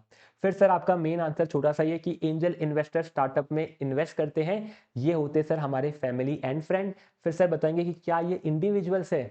सर हाँ, एंजल इन्वेस्टर हमारे इंडिविजुअल ही होते हैं, लेकिन जो फंडिंग होती है, entity that actually provide the fund may be a LLP or limited liability company, a business, a trust, investment fund। तो जो जहां से पैसा आ रहा है सर वो हो सकता है कंपनी हो, ट्रस्ट हो या फिर फंड हो। तो इसको सर याद कैसे करेंगे? तो यहां पर भी सर आपके 3 पार्ट्स आपको करने, सबसे पहले इंडिया एंड इंडिया की प्रॉब्लम्स बताएंगे, फिर बताएंगे एंजल इन्वेस्टर हमारे सर फैमिली और फ्रेंड है जो कि स्टार्टअप में पैसा इन्वेस्ट कर रहे हैं, बट इन्वेस्टमेंट जो कर रहा है वो एलएलपी, ट्रस्ट, फंड या फिर कोई भी अलग ऑर्गेनाइजेशन हो सकती है। तो ये आपका सर क्वेश्चन 7 था। अब चलते क्वेश्चन नंबर 8 पे जो कि आपका इंपॉर्टेंट क्वेश्चन है। यहां पर क्या पूछा है sir? Explain alternative available to offshore investor for making investment in venture capital fund in India. आपका जो ऑफशोर इन्वेस्टर है सर, ऑफशोर इन्वेस्टर कौन? आपका जो फॉरेन इन्वेस्टर है वो सर इंडिया के अंदर वेंचर कैपिटल फंड में कैसे इन्वेस्ट कर सकता है, ये आपको बताना है। तो आपको वेंचर कैपिटल फंड के डिफरेंट स्ट्रक्चर यहां पर एक्सप्लेन करने हैं। नवंबर 21 एमटीपी में आया था। क्वेश्चन 8 सर क्या बोलता है? A limited partnership entity in India is not recognised for the purpose of venture capital fund, do you agree? यहां पर बोला है कि सर इंडिया के अंदर वेंचर कैपिटल फंड बनाना है तो लिमिटेड पार्टनरशिप इंडिया में वेंचर कैपिटल फंड नहीं हो सकती। क्या आप इसे अग्री करते हैं? तो सर इसका सिंपल सा आंसर है बिल्कुल सही बात है कि इंडिया के अंदर कोई भी पार्टनरशिप को आप लोग वेंचर कैपिटल फंड नहीं बोल सकते। इंडिया के अंदर या तो आप कंपनी फॉर्म करो या फिर ट्रस्ट फॉर्म करो, उसी को हम लोग वेंचर कैपिटल बोलते हैं। तो ये बात सर हम डिटेल में समझने वाले हैं अभी। Briefly explain the structure of venture capital fund in India. अब हमें सर आपके वेंचर कैपिटल फंड का स्ट्रक्चर एक्सप्लेन करना है। ये May 23 एग्जाम में आया था। तो बहुत ही सर सिंपल सा क्वेश्चन है, आंसर भी सिंपल है। आंसर को सर समझने के लिए आपको स्ट्रक्चर को समझना पड़ेगा, जो कि हमने यहाँ पर बना के बताया है कि अगर आपने सर ये स्ट्रक्चर समझ लिया तो आप इसका आंसर बहुत आसान से लिख सकते हैं। सबसे पहले कि सर कौन कौन से स्ट्रक्चर है वेंचर कैपिटल के? सबसे पहला सर डोमेस्टिक फंड, फिर है आपका ऑफशोर स्ट्रक्चर, एंड सर इन दोनों को अगर आपने ऐड कर दिया तो बनता है आपका यूनिफाइड स्ट्रक्चर। तो ये 3 तरह के सर आपके स्ट्रक्चर होते हैं। पहला है sir domestic fund. Domestic fund में क्या होगा? डोमेस्टिक फंड सर ऐसा फंड है जहां पर इंडियन इन्वेस्टर आपके इंडियन वीसी के थ्रू इंडियन कंपनी में पैसा इन्वेस्ट करेगा। तो यहां पर सर हमने 2 पार्ट करे, ये है आपका यूएस जो कि फॉरेन है, ये है आपका इंडिया। यहां पर सर जब इंडियन इन्वेस्टर इंडियन कंपनी या फिर इंडियन वीसी सर ट्रस्ट या फिर कंपनी ही हो सकती है। जब भी हम लोग सर इंडिया में वीसी की बात करेंगे वो या तो ट्रस्ट होगा या फिर कंपनी होगा। तो इंडियन इन्वेस्टर ने इंडियन वीसी में इन्वेस्ट किया एंड इंडियन वीसी ने इंडियन कंपनीज में इन्वेस्ट किया।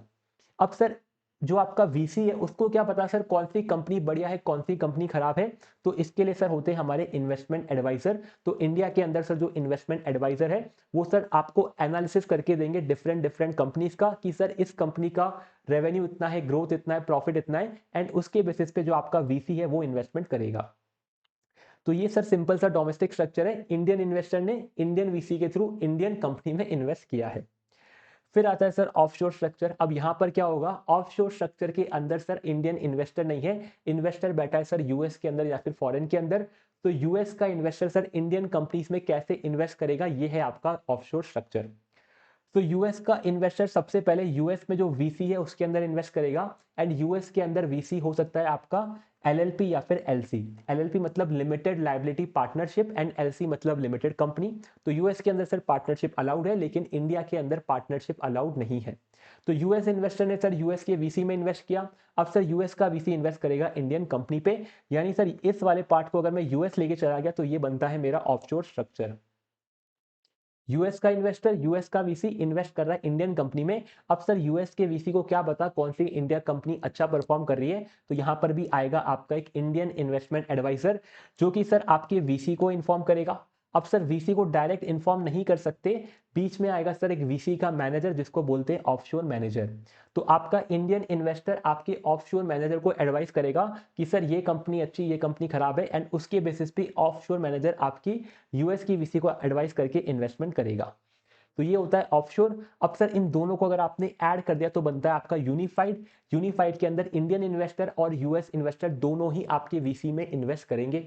सबसे पहले सर ऑफशोर स्ट्रक्चर को यहां से कॉपी करके यहां पेस्ट कर दो। तो यूएस का इन्वेस्टर है, यूएस का वीसी है, इंडिया की कंपनी है, इन्वेस्टमेंट एडवाइजर है एंड ऑफशोर मैनेजर है। तो पूरे के पूरे डायग्राम को यहां पर पेस्ट कर दिया। अब सर इंडियन टच भी देना है हमें, हमें सर आपके Indian investor and India VC को भी लेके जाना है। तो यहां पर Indian investor and India VC को भी लेके आ गए, यानी सर हमने इसका लिटरली एडिशन करके यूनिफाइड स्ट्रक्चर बनाया है। यहां पर क्या हो रहा है सर, यहां पर यूएस का इन्वेस्टर यूएस के वीसी में इन्वेस्ट कर रहा है। अब सर यूएस का वीसी अगर डायरेक्ट इंडिया कंपनी में इन्वेस्ट कर देगा तो इंडियन इन्वेस्टर को तो टाइम ही नहीं मिलेगा इन्वेस्ट करने का।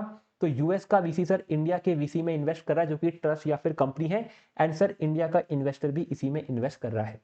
तो इंडिया का इन्वेस्टर डायरेक्टली इंडियन वीसी में इन्वेस्ट करता है, एंड यूएस का इन्वेस्टर पहले इन्वेस्ट करता है यूएस के वीसी में, फिर वो इन्वेस्ट करता है इंडिया के वीसी में, एंड लास्ट आपका इंडियन कंपनी में इन्वेस्टमेंट होता है। अब इनकी सर जानकारी कौन देगा, अगेन हमारा इन्वेस्टमेंट एडवाइजर। अब सर क्योंकि यहाँ पर यूएस इन्वॉल्व है तो यहाँ पर आपका एक ऑफशोर मैनेजर होगा। तो इन्वेस्टमेंट एडवाइजर बोलेगा ऑफशोर मैनेजर को, एंड ऑफशोर मैनेजर गाइड करेगा आपके इंडिया के वीसी को। तो ये आपका सर यूनिफाइड, डोमेस्टिक एंड आपका ऑफशोर स्ट्रक्चर होता है। इसको कवर करते हैं। सबसे पहले हमने बोला कि yes we agree with the statement कि सर इंडिया के अंदर कोई भी एलएलपी वीसी नहीं बन सकती, क्योंकि इंडिया के अंदर ट्रस्ट और कंपनी ही वीसी हो सकती है।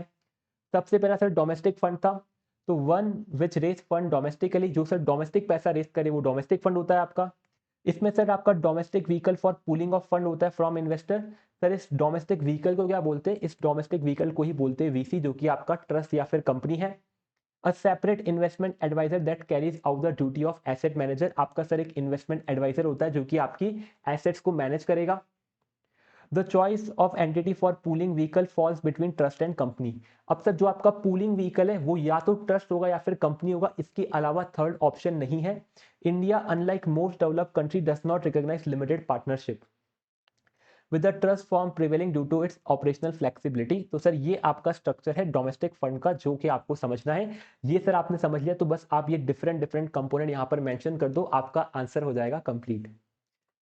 फिर था सर आपका ऑफशोर फंड में दो स्ट्रक्चर थे कि सर अगर कोई फॉरेन इन्वेस्टर को पैसा इन्वेस्ट करना है तो या तो सर वो ऑफशोर स्ट्रक्चर से करेगा या फिर यूनिफाइड स्ट्रक्चर से करेगा। ऑफशोर स्ट्रक्चर में क्या होगा, यूएस इन्वेस्टर यूएस के वीसी में इन्वेस्ट करेगा, वो सर डायरेक्ट इन्वेस्ट करेगा इंडियन कंपनी में। यहाँ पर investment advisor and offshore manager involve रहेगा। So under the structure investment vehicle LLC और एलपी ऑर्गेनाइज आउटसाइड इंडिया, यानी वीसी आपका आउटसाइड इंडिया है, invest directly into Indian portfolio company, direct investment हो रहा है इंडियन कंपनीज में। Assets are manage by an offshore manager, asset sir कौन manage कर रहा है, आपका यहाँ पर ऑफशोर मैनेजर, एंड सर इसको एडवाइस कौन कर रहा है, एक investment advisor. While investment advisor in India carries out due diligence and identify deal. तो ये आपका सर पूरा स्ट्रक्चर हमने यहाँ पर एक्सप्लेन किया। फिर सर यूनिफाइड स्ट्रक्चर है, यहाँ पर भी सेम चीज करनी है। When domestic investors are expected to participate in fund, unified structure is used। जब सर ऑफशोर के अंदर आपके डोमेस्टिक वालों को भी इन्वेस्ट करना है तो सर आपका ये यूनिफाइड स्ट्रक्चर आता है। Overseas investor pool their asset in offshore vehicle, तो जो आपका ओवरसीज इन्वेस्टर था उसने सर यूएस के वीसी में अपने सारे इन्वेस्टमेंट को इकट्ठा किया। that invest in a locally managed trust whereas domestic investor directly contribute to trust। तो यूएस का पैसा सर यहाँ पर आया यूएस वीसी ने, इसने सर इन्वेस्ट किया इंडिया के ट्रस्ट या फिर कंपनी में जो कि आपका इंडियन वीसी है, एंड सर आपका जो इंडियन इन्वेस्टर है उसने डायरेक्टली इन्वेस्ट करा है। This latter device is used to make local portfolio investment. तो इस तरह से सर फिर आपका जो इंडियन वीसी है ये आपकी इंडियन कंपनी में पैसा इन्वेस्ट करेगा। तो इन दोनों का सर जो प्लस है वो बनता है आपका यूनिफाइड स्ट्रक्चर। इसको क्लियर कर देते हैं। तो ये आपका सर क्वेश्चन नंबर 8 होता है कंप्लीट। याद कैसे करेंगे सर? याद करने के लिए बस ये मेमोरी टेक्निक या फिर ये जो हमने स्ट्रक्चर बना रखा है तीनों का, इनको आप सर समझ लीजिए। अगर आपने डोमेस्टिक एंड ऑफशोर समझ लिया तो दोनों को सर सिंपली ऐड करके आप यूनिफाइड स्ट्रक्चर क्रिएट कर सकते हैं। तो नेक्स्ट है आपका क्वेश्चन नंबर 9, जहां पर आपसे पूछा है right a short note on venture capital fund. आपको सर वेंचर कैपिटल फंड पे एक शॉर्ट नोट लिखना है। नवंबर 22 एग्जाम में ये पूछा गया था। तो सर वेंचर कैपिटल फंड होता क्या है, ये हमने जस्ट इससे पहले वाले क्वेश्चन में देखा कि वेंचर कैपिटल फंड के डिफरेंट डिफरेंट स्ट्रक्चर हैं। एंड वो करता क्या है, आपके इन्वेस्टर से फंड्स को इकट्ठा करता है, यानी पूल ऑफ फंड बनाता है। एंड इस पूल ऑफ फंड के थ्रू आपकी इंडियन कंपनीज में इन्वेस्ट करता है। तो यही सर आपका सिंपल सा वेंचर कैपिटल फंड है। लेकिन जब सर ये फंड आपकी इंडियन कंपनी में इन्वेस्ट कर रहा है तो सर कौन सी कंपनीज में इन्वेस्ट कर रहा है? ये इन्वेस्ट करेगा सर आपकी ग्रोइंग कंपनीज के अंदर। एंड सर किस फॉर्म में इन्वेस्ट करेगा? ये इन्वेस्ट करेगा इक्विटी के अंदर। यानी जो भी इंडियन कंपनीज ग्रो हो रही है उसकी इक्विटी में ये इन्वेस्ट करते हैं। एंड सर इन्वेस्ट करने के बाद क्या करते हैं, उस कंपनी की सर हेल्प करते हैं उनके प्रोडक्ट डेवलपमेंट के अंदर एंड उसमें वैल्यू एडिशन करने में। तो ये सर आपका सिंपल सा वीसी का मतलब है, जो कि आपको यहाँ पर शॉर्ट नोट में लिखना है। सबसे पहले सर आप बताएंगे वीसी होता क्या है। VC means investment vehicle that manage fund of investor, यानी यहाँ पर ये इन्वेस्टर के पैसे को मैनेज करते हैं। क्या करते हैं सर उसके पैसे का? उसके पैसे को इन्वेस्ट करते हैं सर ग्रोइंग कंपनीज में। तो इन्वेस्ट इन स्टार्टअप फर्म और small business with exceptional growth potential. Investment का नेचर क्या है सर? इन्वेस्टमेंट का नेचर है इक्विटी का। एंड सर वैल्यू एडिशन करते हैं एंड प्रोडक्ट डेवलपमेंट में हेल्प करते हैं। Venture capital is money provided by professionals who, alongside management, invest in young, rapidly growing companies that have potential to develop into significant economic contributor. And venture capital generally क्या करते हैं sir? New and rapidly growing company में क्या invest करते हैं sir? Invest करते हैं equity. Equity करने के बाद क्या करते हैं सर? हेल्प करते हैं डेवलपमेंट में। तो development of new product and sir add value to the company through active participation. तो ये आपका सर शॉर्ट नोट है। इसको याद कैसे करेंगे? सिंगल सर लाइन है इसकी। वीसी आपकी न्यू एंड ग्रोइंग कंपनी की इक्विटी में इन्वेस्ट करके उनकी असिस्टेंस करते हैं development of new product and value addition में। तो सारे कीवर्ड हमने एक सिंगल सेंटेंस में ऐड कर दिए कि सर वीसी आपकी न्यू एंड ग्रोइंग कंपनी की इक्विटी में इन्वेस्ट करके वैल्यू एडिशन कैसे कर रहा है सर? उनकी डेवलपमेंट में हेल्प करके। तो न्यू एंड ग्रोइंग कंपनी ये रहा सर, इक्विटी में invest, purchase equity, assistant development and sir last था आपका वैल्यू एडिशन। तो इस तरह से आप इसको याद कर सकते हैं। नेक्स्ट है सर क्वेश्चन नंबर 10, क्या पूछा है? Right the characteristics of venture capital financing. अब यहाँ पर सर कैरेक्टरिस्टिक्स पूछी है, बहुत ही इंपॉर्टेंट क्वेश्चन है सर। कैरेक्टरिस्टिक्स क्या है आपकी वेंचर कैपिटल फाइनेंसिंग की? दिसंबर 21 एग्जाम में आया था। एंड सर आपका नवंबर 19 में भी सिमिलर आया था। State briefly basic characteristics of venture capital financing. आपकी सर वेंचर कैपिटल फाइनेंसिंग की बेसिक कैरेक्टरिस्टिक्स क्या है? तो सर इसको ध्यान में आपको क्या रखना है, जब भी सर ये क्वेश्चन आएगा तो कैरेक्टरिस्टिक्स के लिए आप ध्यान में रखेंगे कि आपका जो वीसी होता है सर, ये आपकी स्टार्टअप में इन्वेस्ट तो करता है, लेकिन सर बहुत ज़्यादा इंटरफेरेंस करता है। बार बार आपसे रिपोर्टिंग मांगता है कि सर इस बार रेवेन्यू कितना है, इस बार ग्रोथ कितनी है, कैसे इसको बढ़ा सकते हैं। तो वीसी सर बहुत ज़्यादा इंटरवेंशन करता है स्टार्टअप में। तो जो आपके सर स्टार्टअप के फाउंडर है उनको सर वीसी हेल्प देता है। सर हेल मतलब क्या है? हेल मतलब सर है आपका कैरेक्टरिस्टिक्स, कि सर वीसी का कैरेक्टरिस्टिक्स है हेल। एच मतलब सर बहुत हाईली रिस्की इन्वेस्टमेंट करता है सर आपका। तो आपका वीसी बहुत हाईली रिस्की इन्वेस्टमेंट करता है, ये पहला कैरेक्टरिस्टिक्स है। ई से है सर आपका यहाँ पर इक्विटी पार्टिसिपेशन। आपका वीसी हमेशा इक्विटी में इन्वेस्ट करता है, कभी भी डेट में नहीं करता है। एल से मतलब है सर लैक ऑफ लिक्विडिटी। तो सर यहाँ पर जब भी वीसी इन्वेस्ट करता है स्टार्टअप में तो बहुत लंबे टाइम के लिए इन्वेस्ट करता है, क्योंकि सर जब तक आपका स्टार्टअप यहाँ पर लिस्ट नहीं होता या एक्वायर नहीं होता है तब तक आपके वीसी को एग्जिट नहीं मिलती है। तो लैक ऑफ लिक्विडिटी है। एंड सर लास्ट है आपका एल से लॉन्ग टर्म होराइजन, क्योंकि सर लिक्विडिटी नहीं है तो आपको लंबे टाइम तक होल्ड करना पड़ेगा। तो 3 ईयर से लेके 10 ईयर्स तक आपका वीसी यहाँ पर इन्वेस्टमेंट करता है। सो 3 year and maximum period can be 10 year. तो ये है सर आपके 4 कैरेक्टरिस्टिक्स। याद कैसे रखेंगे सर? कि VC gives help to the startup founders. अब हेल्प का मतलब क्या है sir? High risk, equity participation, liquidity and आपका लॉन्ग टर्म होराइजन।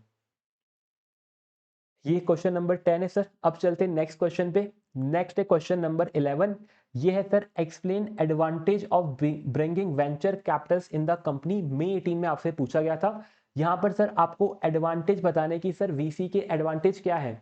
आपको सर ध्यान में रखना है कि कैरेक्टरिस्टिक्स पूछेंगे तो आप बताएंगे हेल, आप सर हेल को अपने एडवांटेज में नहीं लिखेंगे। कोई पूछेगा सर कि वीसी के कैरेक्टरिस्टिक्स क्या है, आप बोलेंगे हेल है, लेकिन सर एडवांटेज आपका डिफरेंट है। एडवांटेज क्या है उस पर बात करते हैं।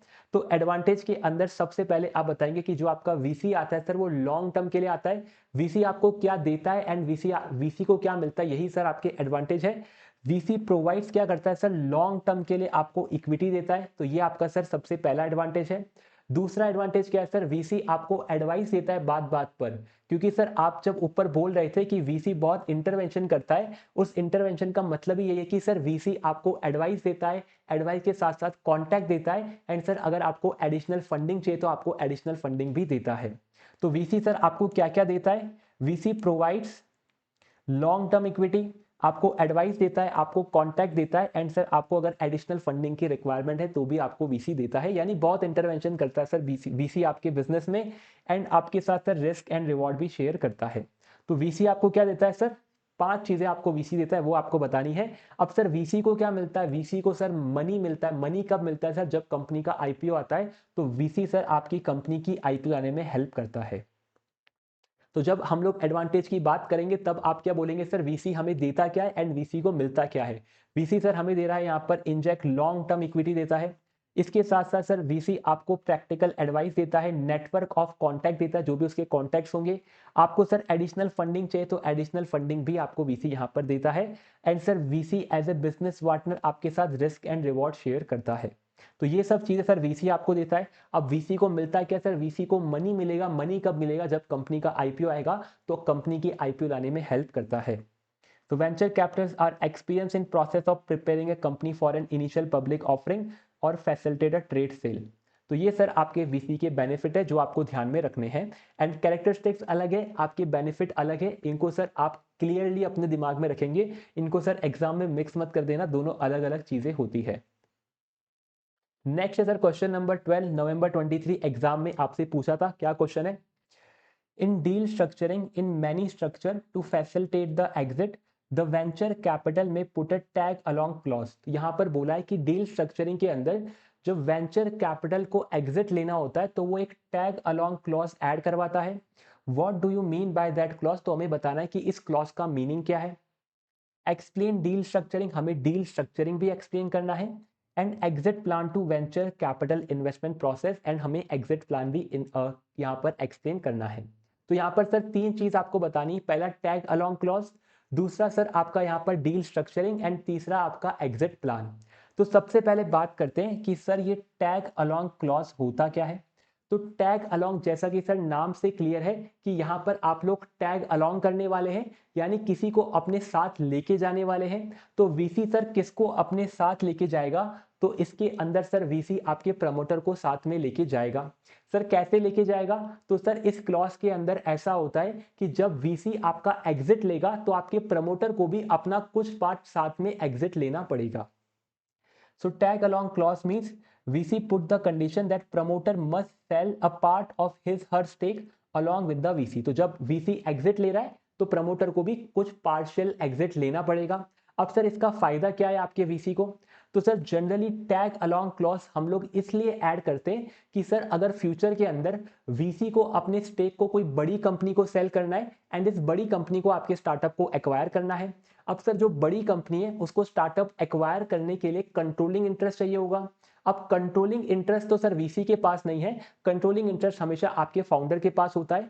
तो अगर वीसी को अपने शेयर सेल करने हैं तो बड़ी कंपनी बोलेगी कि सर आपके शेयर बाय करने से हमें कंट्रोलिंग इंटरेस्ट नहीं मिल रहा है, तो हम आपके शेयर भी बाय नहीं करेंगे। तो अब क्या होने वाला है, सर वीसी ने कंडीशन ऐड कर दी कि जब मैं अपने शेयर सेल करूंगा तो सर प्रमोटर को भी कुछ पार्ट सेल करना पड़ेगा, ताकि आपकी बड़ी कंपनी को आपके स्टार्टअप में कंट्रोलिंग इंटरेस्ट मिल सके। तो यही सर रीजन है आपके टैग अलोंग क्लॉज का कि सर जब वीसी सेल करने जाएगा तो आपकी जो बड़ी कंपनी है उसको सर प्रमोटर का कुछ शेयर मिल जाएगा, वीसी का पूरा शेयर मिल जाएगा और उसको स्टार्टअप में कंट्रोलिंग इंटरेस्ट मिलेगा। नेक्स्ट है सर आपका डील स्ट्रक्चरिंग। डील स्ट्रक्चरिंग क्या होता है, तो सर जो आपका इन्वेस्टमेंट का प्रोसेस है उसके अंदर मल्टीपल स्टेजेस होती है। जैसे कि सर आपका ड्यू डिलिजेंस है, डील स्ट्रक्चरिंग है, आपका इन्वेस्टमेंट है, आपका एग्जिट प्लान है। तो ऐसे डिफरेंट डिफरेंट स्टेज होती है। तो डील स्ट्रक्चरिंग सर आपका तब स्टार्ट होता है जब आपका ड्यू डिलिजेंस कंप्लीट होता है।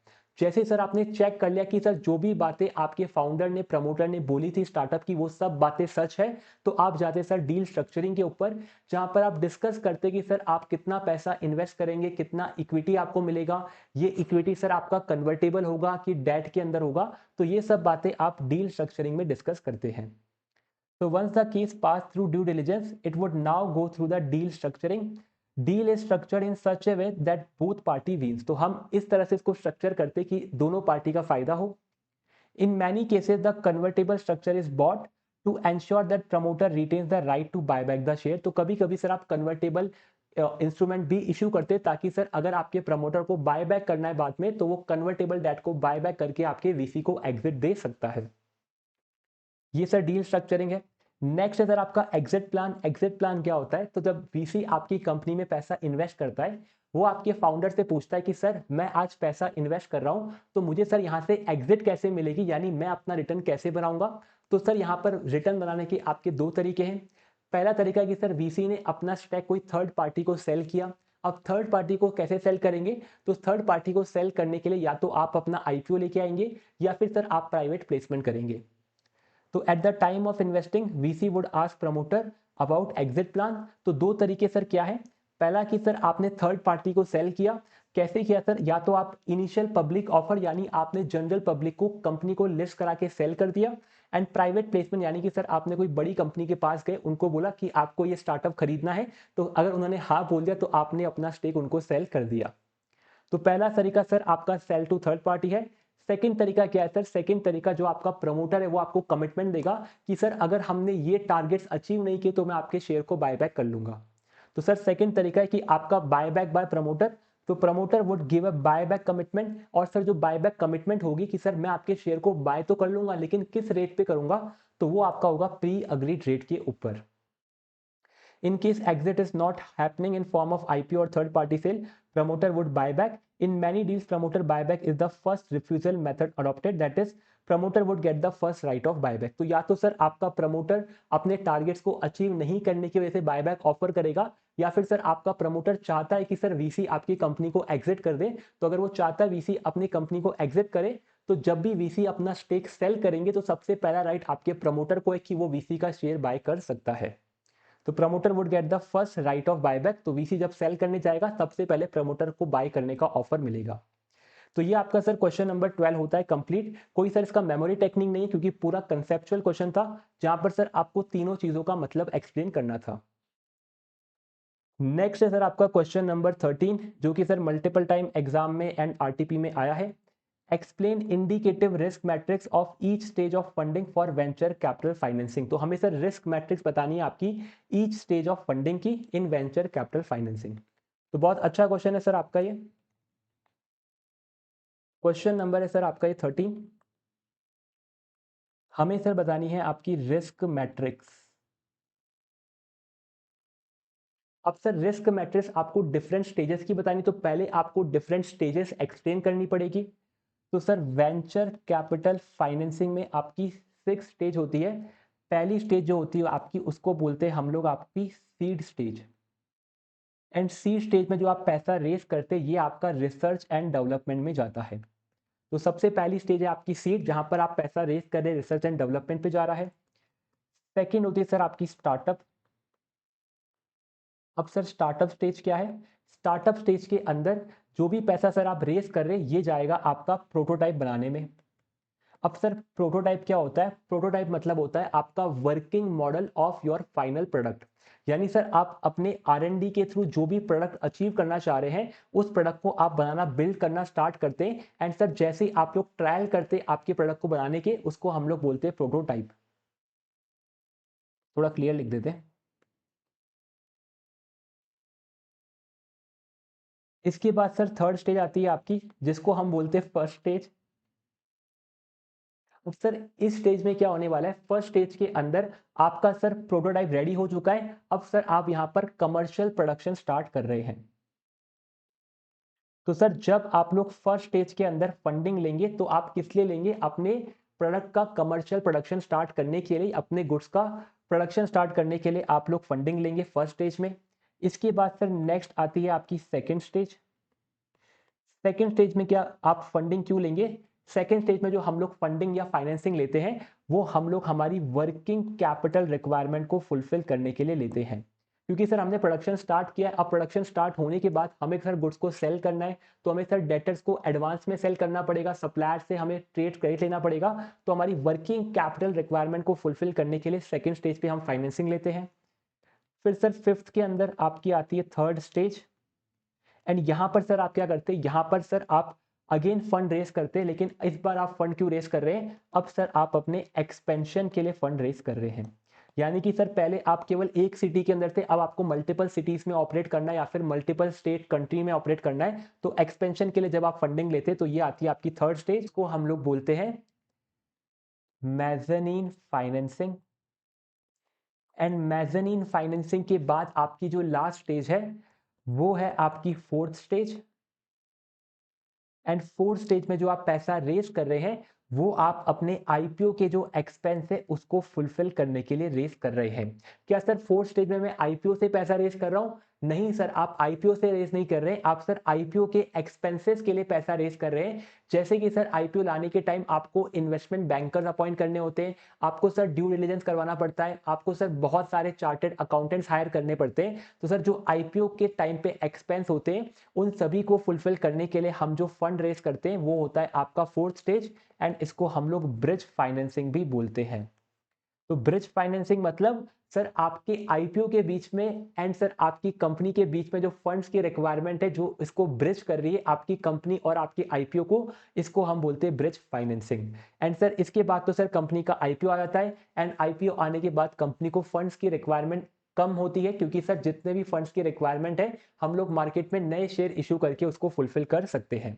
तो स्टार्टअप की जर्नी सर यहाँ से आपकी सीड स्टेज से लेके फोर्थ स्टेज तक चलती है, एंड सर यहाँ पर डिफरेंट डिफरेंट फंड्स की रिक्वायरमेंट होती है। क्यों रिक्वायरमेंट होती है वो हमने यहाँ पर एक्सप्लेन किया है।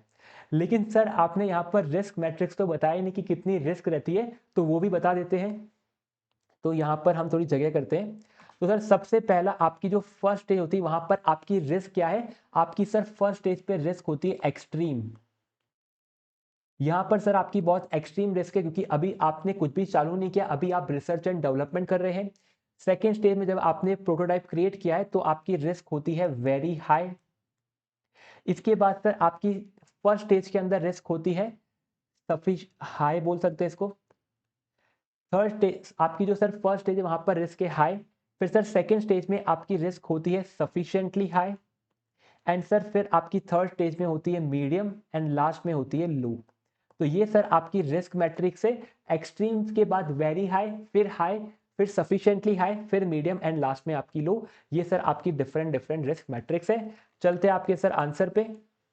तो ये रहा sir risk in each stage. तो यहाँ पर सीड मनी, स्टार्टअप, फिर first, second, third and fourth stage है। यहाँ पर सर बताया कि कितने साल के लिए आपका यहाँ पर फंड्स लॉक होता है। तो सर सबसे पहले 7 to 10, फिर 5 to 9, 3 to 7, 3 to 5, 1 to 3 and 1 to 3। अब सर इसको याद कैसे करेंगे? तो याद करना सिंपल है। यहाँ पे अगर आप यहाँ पर देखेंगे तो आपके जो फर्स्ट है 7 5 3 3 1 1, तो इनको सर आप सीक्वेंस में याद कर सकते हैं। तो 7 5 3 3 यहाँ पर है, एंड यहाँ पर भी 7 5 3 3 है। तो इस तरह से सर आप इसको याद कर सकते हैं कि पहले में 7 5 3 3 लिखना है, एंड सर जो लास्ट की 4 डिजिट है वो भी 7 5 3 3 है। यहाँ पर सर 1 1 है, यहाँ पर है 10 और 9। तो इस तरह से आप इसको याद कर पाएंगे। फिर सर रिस्क क्या है यहाँ पर? सबसे पहले एक्सट्रीम, फिर वेरी हाई, फिर केवल हाई, फिर आपका सफिशिएंटली हाई, फिर मीडियम और फिर लो। ये आपका रिस्क मैट्रिक्स है। ये सर सबसे इंपॉर्टेंट है, क्योंकि यही आपको क्वेश्चन में बताना था। अब सर आप जो फंड रेज कर रहे हैं वो किस लिए कर रहे हैं? सबसे पहले R&D के लिए, फिर आप कर रहे हैं प्रोटोटाइप क्रिएट करने के लिए, फिर आपको सर कमर्शियल प्रोडक्शन स्टार्ट करना है इसलिए, एंड फिर वर्किंग कैपिटल, एंड यहाँ पर सर आपकी थर्ड स्टेज में आप मार्केट एक्सपेंशन पे जा रहे हैं, एंड लास्ट आपका गोइंग पब्लिक, जिसको हम लोग ब्रिज फाइनेंसिंग बोलते हैं। आपको अपने सर कंपनी का आईपीओ लेके आना है, उसकी एक्सपेंसेस को फुलफिल करने के लिए हम जो फंड्स रेज करते हैं उसको ब्रिज फाइनेंसिंग बोला जाता है। तो ये आपका सर क्वेश्चन 13 होता है कंप्लीट। अब चलते हैं नेक्स्ट पार्ट पे। नेक्स्ट सर क्वेश्चन 14 आपका आरटीपी नवंबर 19 में आया था। Compare and contrast startups and entrepreneurship. Describe the priorities and challenges which startup in India are facing.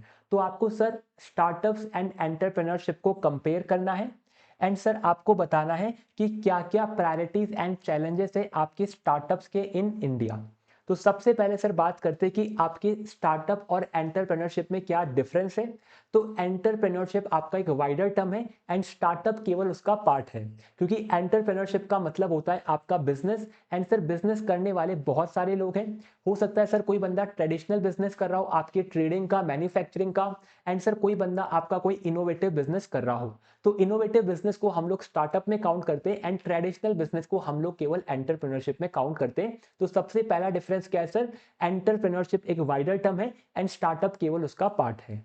Second क्या है सर, सेकंड जो आपका स्टार्टअप है उसका सर पर्पस क्या है। स्टार्टअप का पर्पस है सर अपने आइडिया को इनोवेट करना, इंप्रूव करना या डेवलप करना। एंड सर एंटरप्रेन्योरशिप का मेन ऑब्जेक्टिव क्या है, आपके सर एंटरप्रेन्योरशिप का ऑब्जेक्टिव है अपॉर्चुनिटीज को आइडेंटिफाई करना। तो ये आपका सर सेकंड डिफरेंस है। एंड थर्ड डिफरेंस आपका बहुत सिंपल है कि एंटरप्रेन्योरशिप में सर कोई बंदा जाता है तो उसका फाइनेंशियल मोटिव होता है, लेकिन स्टार्टअप में सर जरूरी नहीं कि आपका फाइनेंशियल मोटिव साथ में हो। तो ये सर आपके डिफरेंस है between startup and entrepreneurship. So startup is a part of entrepreneurship and entrepreneurship is a broader concept. The main aim of startup is to build a concern and conceptualise the idea. तो ये हमारा sir main objective है। और sir आपकी major objective of entrepreneurship क्या है, आपको sir जो अपॉर्चुनिटीज मार्केट में दिख रही है उसके अकॉर्डिंग अपना बेनिफिट लेना। तो attain opportunity with regards to resource that currently control। And sir last है आपका startup generally does not have financial motive. तो जनरली बोल रहे हैं कि सर स्टार्टअप का फाइनेंशियल मोटिव नहीं होता है, स्टार्टअप का सर मोटिव होता है इम्पैक्ट लेके आना मार्केट में या फिर आपकी सोसाइटी में। तो जनरली सर स्टार्टअप का फाइनेंशियल मोटिव नहीं होता है, लेकिन एंटरप्रेन्योरशिप का सर मेन मोटिव ही फाइनेंशियल होता है। तो ये आपके सर तीन डिफरेंस है। पहला सर कि एंटरप्रेन्योरशिप बड़ा टर्म है, स्टार्टअप उसका पार्ट है। सेकंड सर आपका जो स्टार्टअप है वो आइडिया पे काम करता है एंड एंटरप्रेन्योरशिप आपकी अपॉर्चुनिटीज पे। एंड थर्ड आपका फाइनेंशियल मोटिव है। इसके बाद सर आपको बताना है कि आपके स्टार्टअप की प्रायोरिटीज क्या है। तो सर इंडिया के अंदर इंडिया चाहती है कि सर और स्टार्टअप आपके धीरे धीरे डेवलप हो। एंड सर इसमें चैलेंज क्या है कि सर स्टार्टअप को डेवलप करने के लिए हमें टैलेंट चाहिए और टैलेंट की सर अभी हमें कमी है इंडिया के अंदर। तो प्रायोरिटी क्या है सर, सबसे पहले bringing more and more smaller firm into existence. The focus is on need based instead of opportunity based entrepreneurship. तो हमें सर इंपैक्ट लेके आना है सर, हमें यहाँ पर फाइनेंशियल मोटिव नहीं रखना है। तो नीड बेस्ड एंटरप्रेन्योरशिप हमें चाहिए, ना कि आपकी opportunity based. The trend is to encourage self employment. अब सर मेजर चैलेंज क्या है कि getting the right talent, paucity of skill workforce. तो हमारे पास सर राइट टैलेंट नहीं है, हमारे पास स्किल वर्कफोर्स की कमी है। तो ये सर हमारे चैलेंज है। तो startup had to comply with numerous regulation. तो सर एक तो हमें कमी है राइट स्किल वर्कफोर्स की एंड सर यहाँ पर बहुत सारे कंप्लायंसेस है। तो कंप्लायंसेस से आपके स्टार्टअप को प्रॉब्लम होती है। तो ये आपका सिंपल सा आंसर है। इसको याद कैसे करेंगे सर, प्रायोरिटी है आपकी bringing more and more smaller firm and challenge क्या है sir, getting right talent and numerous compliances. And sir ये डिफरेंसेस को आप सिंपली रिमेंबर कर सकते हैं। नेक्स्ट है सर आपका क्वेश्चन नंबर 15 जो कि आपका May 21 एग्जाम एंड एमटीपी में पूछा गया है। यहां पर बोला है सर एक्सप्लेन पिच प्रेजेंटेशन क्या होता है and list the method for approaching a pitch presentation. तो सर पिच प्रेजेंटेशन क्या होता है कि जब भी सर आप अपने स्टार्टअप का प्लान किसी इन्वेस्टर के सामने रखते हैं उसको हम बोलते हैं पिच प्रेजेंटेशन। आपने सर शार्क टैंक इंडिया में देखा होगा कि सर बहुत सारे स्टार्टअप्स आते हैं, बहुत सारे एंटरप्रेन्योर आते हैं जो कि अपने बिजनेस आइडिया रखते हैं शार्क के सामने। उसी को सर हम बोलते हैं पिच प्रेजेंटेशन यहाँ पे। अब सर आप जो पिच प्रेजेंटेशन करते हैं उसके अंदर क्या क्या मेथड होते हैं वो आपको यहाँ पर एक्सप्लेन करने हैं।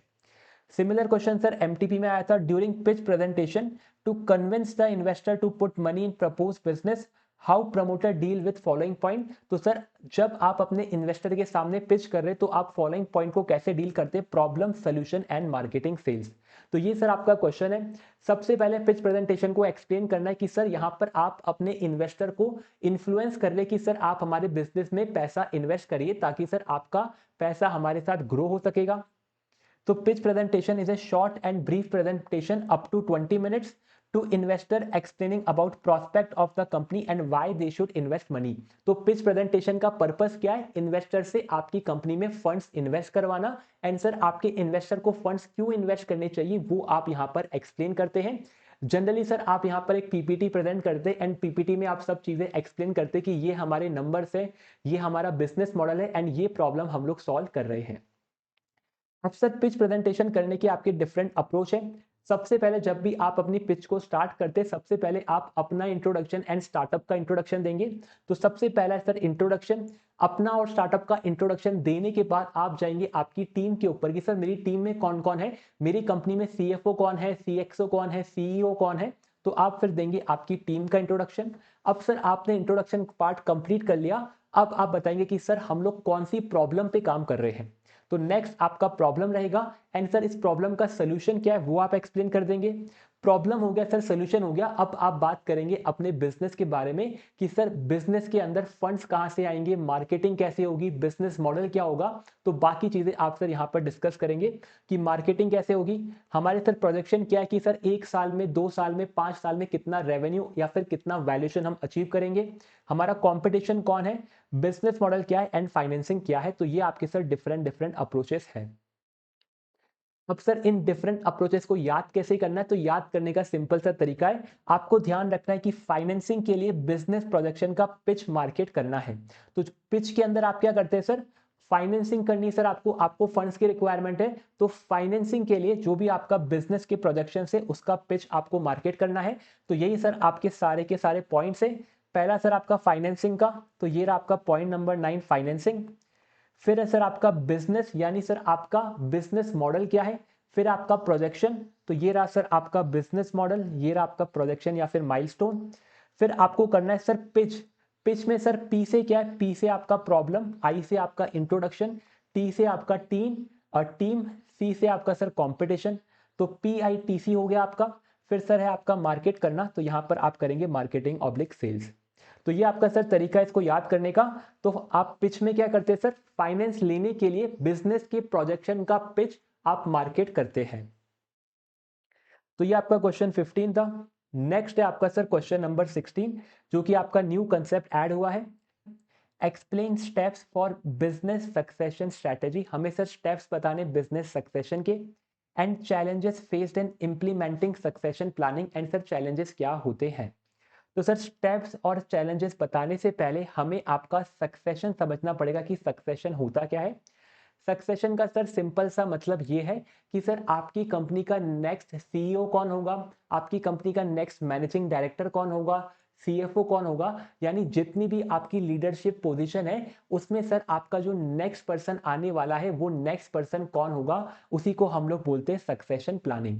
अब सर सक्सेशन प्लानिंग हम क्यों करते हैं, क्यों ये इंपॉर्टेंट है, क्योंकि सर कोई भी बिजनेस अगर आपका चलने वाला है या फिर कंटिन्यू होने वाला है तो हमें पता होना चाहिए कि सर अगर ये जो आपका की लीडरशिप पर्सन है अगर इसने आपकी फर्म को छोड़ दिया या फिर सर इनको निकालना पड़ा, तो आपका सर जो नेक्स्ट लीडरशिप पर्सन है वो कौन होगा। इसीलिए सर सक्सेशन आपका इंपॉर्टेंट है। अब सर इसको स्टेप क्या है सर आपकी सक्सेशन प्लानिंग के, तो सक्सेशन प्लानिंग के लिए सबसे पहले हमें ये देखना है कि हमारी ऑर्गेनाइजेशन के अंदर लीडरशिप पोजीशन कौन कौन सी है। जैसे कि सर हमारी ऑर्गेनाइजेशन में कौन सीएफओ है, कौन सीईओ है, कौन हमारा सीएक्सओ है या फिर कौन मैनेजिंग डायरेक्टर है। तो ऐसे करके हमें आपकी सारी लीडरशिप पोजीशन आइडेंटिफाई करनी है। जैसे कि सर मैंने एक सीएफओ की पोजीशन आइडेंटिफाई कर ली। अब नेक्स्ट स्टेप मेरा ये है कि सीएफओ बनने के लिए आपको क्या क्या कंपिटेंसी चाहिए वो आइडेंटिफाई करूं, कि सीएफओ के लिए सर आपको फाइनेंस का अच्छा नॉलेज होना चाहिए, आपको बिजनेस एंड ऑपरेशन पता होने चाहिए। तो ऐसे करके सर मैंने डिफरेंट कंपिटेंसी आइडेंटिफाई करी।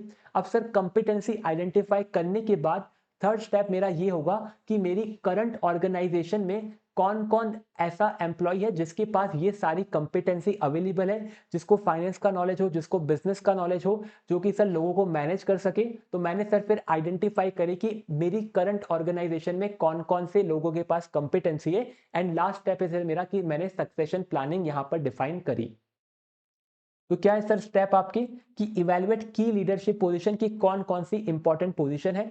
सेकंड सर आपको पता करना है कि इस पोजीशन के लिए कौन कौन सी कंपिटेंसी आपको चाहिए, यानी कौन सी नॉलेज आपको चाहिए। थर्ड स्टेप है सर आपका identify competency of current workforce, यानी करंट ऑर्गेनाइजेशन में किस किस के पास ये सारी कैपेबिलिटी या कंपिटेंसी है। एंड लास्ट सर आपने सक्सेशन प्लानिंग कंप्लीट कर ली, यानी आपने डिसाइड कर लिया कि आपका नेक्स्ट लीडरशिप पोजीशन पे कौन सा एम्प्लॉय जाने वाला है। तो ये होता है सर आपका बिजनेस सक्सेशन स्ट्रैटेजी। अब सर चैलेंज क्या आते हैं? तो चैलेंज की सर जब हम बात करें तो हम लोग बात करें स्टार्टअप की कि स्टार्टअप के अंदर सर चैलेंज क्या आते हैं? तो सर सबसे बड़ा चैलेंज होता है आपका फाउंडर। क्योंकि सर आपका जब तक फाउंडर आपके स्टार्टअप के अंदर है तब तक आपको सक्सेशन में प्रॉब्लम आने वाली है। क्यों आने वाली सर, इसको समझते हैं। सबसे पहली चीज की सर जो आपका फाउंडर का फेस है वही आपके स्टार्टअप का फेस होता है। अगर आपका सर फाउंडर ही चला गया तो सर आपके स्टार्टअप का फेस चला गया एंड सर जो आपका नया सक्सेशन में आएगा एम्प्लॉय, उसको सर यहाँ पर एडजस्ट होने में टाइम लगेगा। तो फाउंडर की फेस की बहुत ज्यादा वैल्यू होती है आपके स्टार्टअप में, तो फाउंडर फेस सर सबसे बड़ा इशू है। सेकंड सर आपका जो स्टार्टअप है वो बहुत अर्ली स्टेज में, अगर आपने अर्ली स्टेज में इतनी लंबी लंबी बातें कर ली कि सर आपका नेक्स्ट लीडरशिप रोल कौन होगा, आपके जाने के बाद कौन आएगा, तो सर आपका हो सकता है कि जो करंट ऑर्गेनाइजेशन का ग्रोथ है वो यहाँ पर धीरे हो जाए। तो ये आपकी सर दूसरी इशू है। एंड तीसरा है सर फाउंडर का माइंडसेट कि सर फाउंडर नहीं चाहता है कि सर उसको कोई रिप्लेस करे, तो सक्सेशन में ये आपके इशू आते हैं। तो सर सबसे पहला क्या, founder mindset might be different than the corporate mindset. Corporate क्या चाहता है सर, कॉर्पोरेट चाहता है कि सर आपकी कंपनी के अंदर सक्सेशन प्लानिंग हो, लेकिन आपका फाउंडर कभी नहीं चाहेगा, क्योंकि सर वो कभी नहीं चाहता कि उसको उसकी कंपनी से निकाल दिया जाए। The way founders' brain are wired is different from the way traditional corporate manager. This puts off seasoned corporate leader from joining even mature startup. तो सर जब तक फाउंडर आपकी स्टार्टअप के अंदर है तब तक वो कभी नहीं चाहेगा कि सर कोई और कॉर्पोरेट लीडर आके आपकी कंपनी को चलाए। तो पहला सर फाउंडर माइंडसेट। दूसरा सर आपका जो फाउंडर का फेस है वही सर आपके स्टार्टअप का फेस है। तो अगर आपको सक्सेशन करना है यानी आपको फाउंडर को हटा के किसी और को लेके आना है तो आपके स्टार्टअप में प्रॉब्लम होगी। So one cannot imagine a startup without a founder who initiated the idea, executed it, and in his her absence succession planning can become difficult. तो सर जब वो नहीं होगा तो सक्सेशन प्लानिंग में प्रॉब्लम आने वाली है। एंड सर लास्ट आपका premature for startup to implement business succession. आपके सर जो स्टार्टअप बहुत अर्ली स्टेज में होते हैं वहां पर अगर आपने सक्सेशन प्लानिंग इंप्लीमेंट करी तो आपके सर जितने भी प्रोसेस है या फिर आपके स्टार्टअप की ग्रोथ है वो स्लो हो जाएगी। तो too much process would lead to growth slow down in the startup. तो ये आपके सर 3 चैलेंज है एंड 4 आपके यहाँ पर स्टेप है। इनको याद कैसे करेंगे सर, ये सारे के सारे आपके सीक्वेंस में, तो सीक्वेंस में आप याद करिए। सबसे पहला सर हमारी जो की लीडरशिप पोजीशन है उनको आपको इवेल्युएट करना है। फिर उन पोजीशन के लिए क्या क्या कंपिटेंसी चाहिए उसको नोट किया। हमने आइडेंटिफाई करा कि हमारी करंट वर्कफोर्स में किसके पास वो कंपिटेंसी है एंड फिर हमने लास्ट में ब्रिज किया।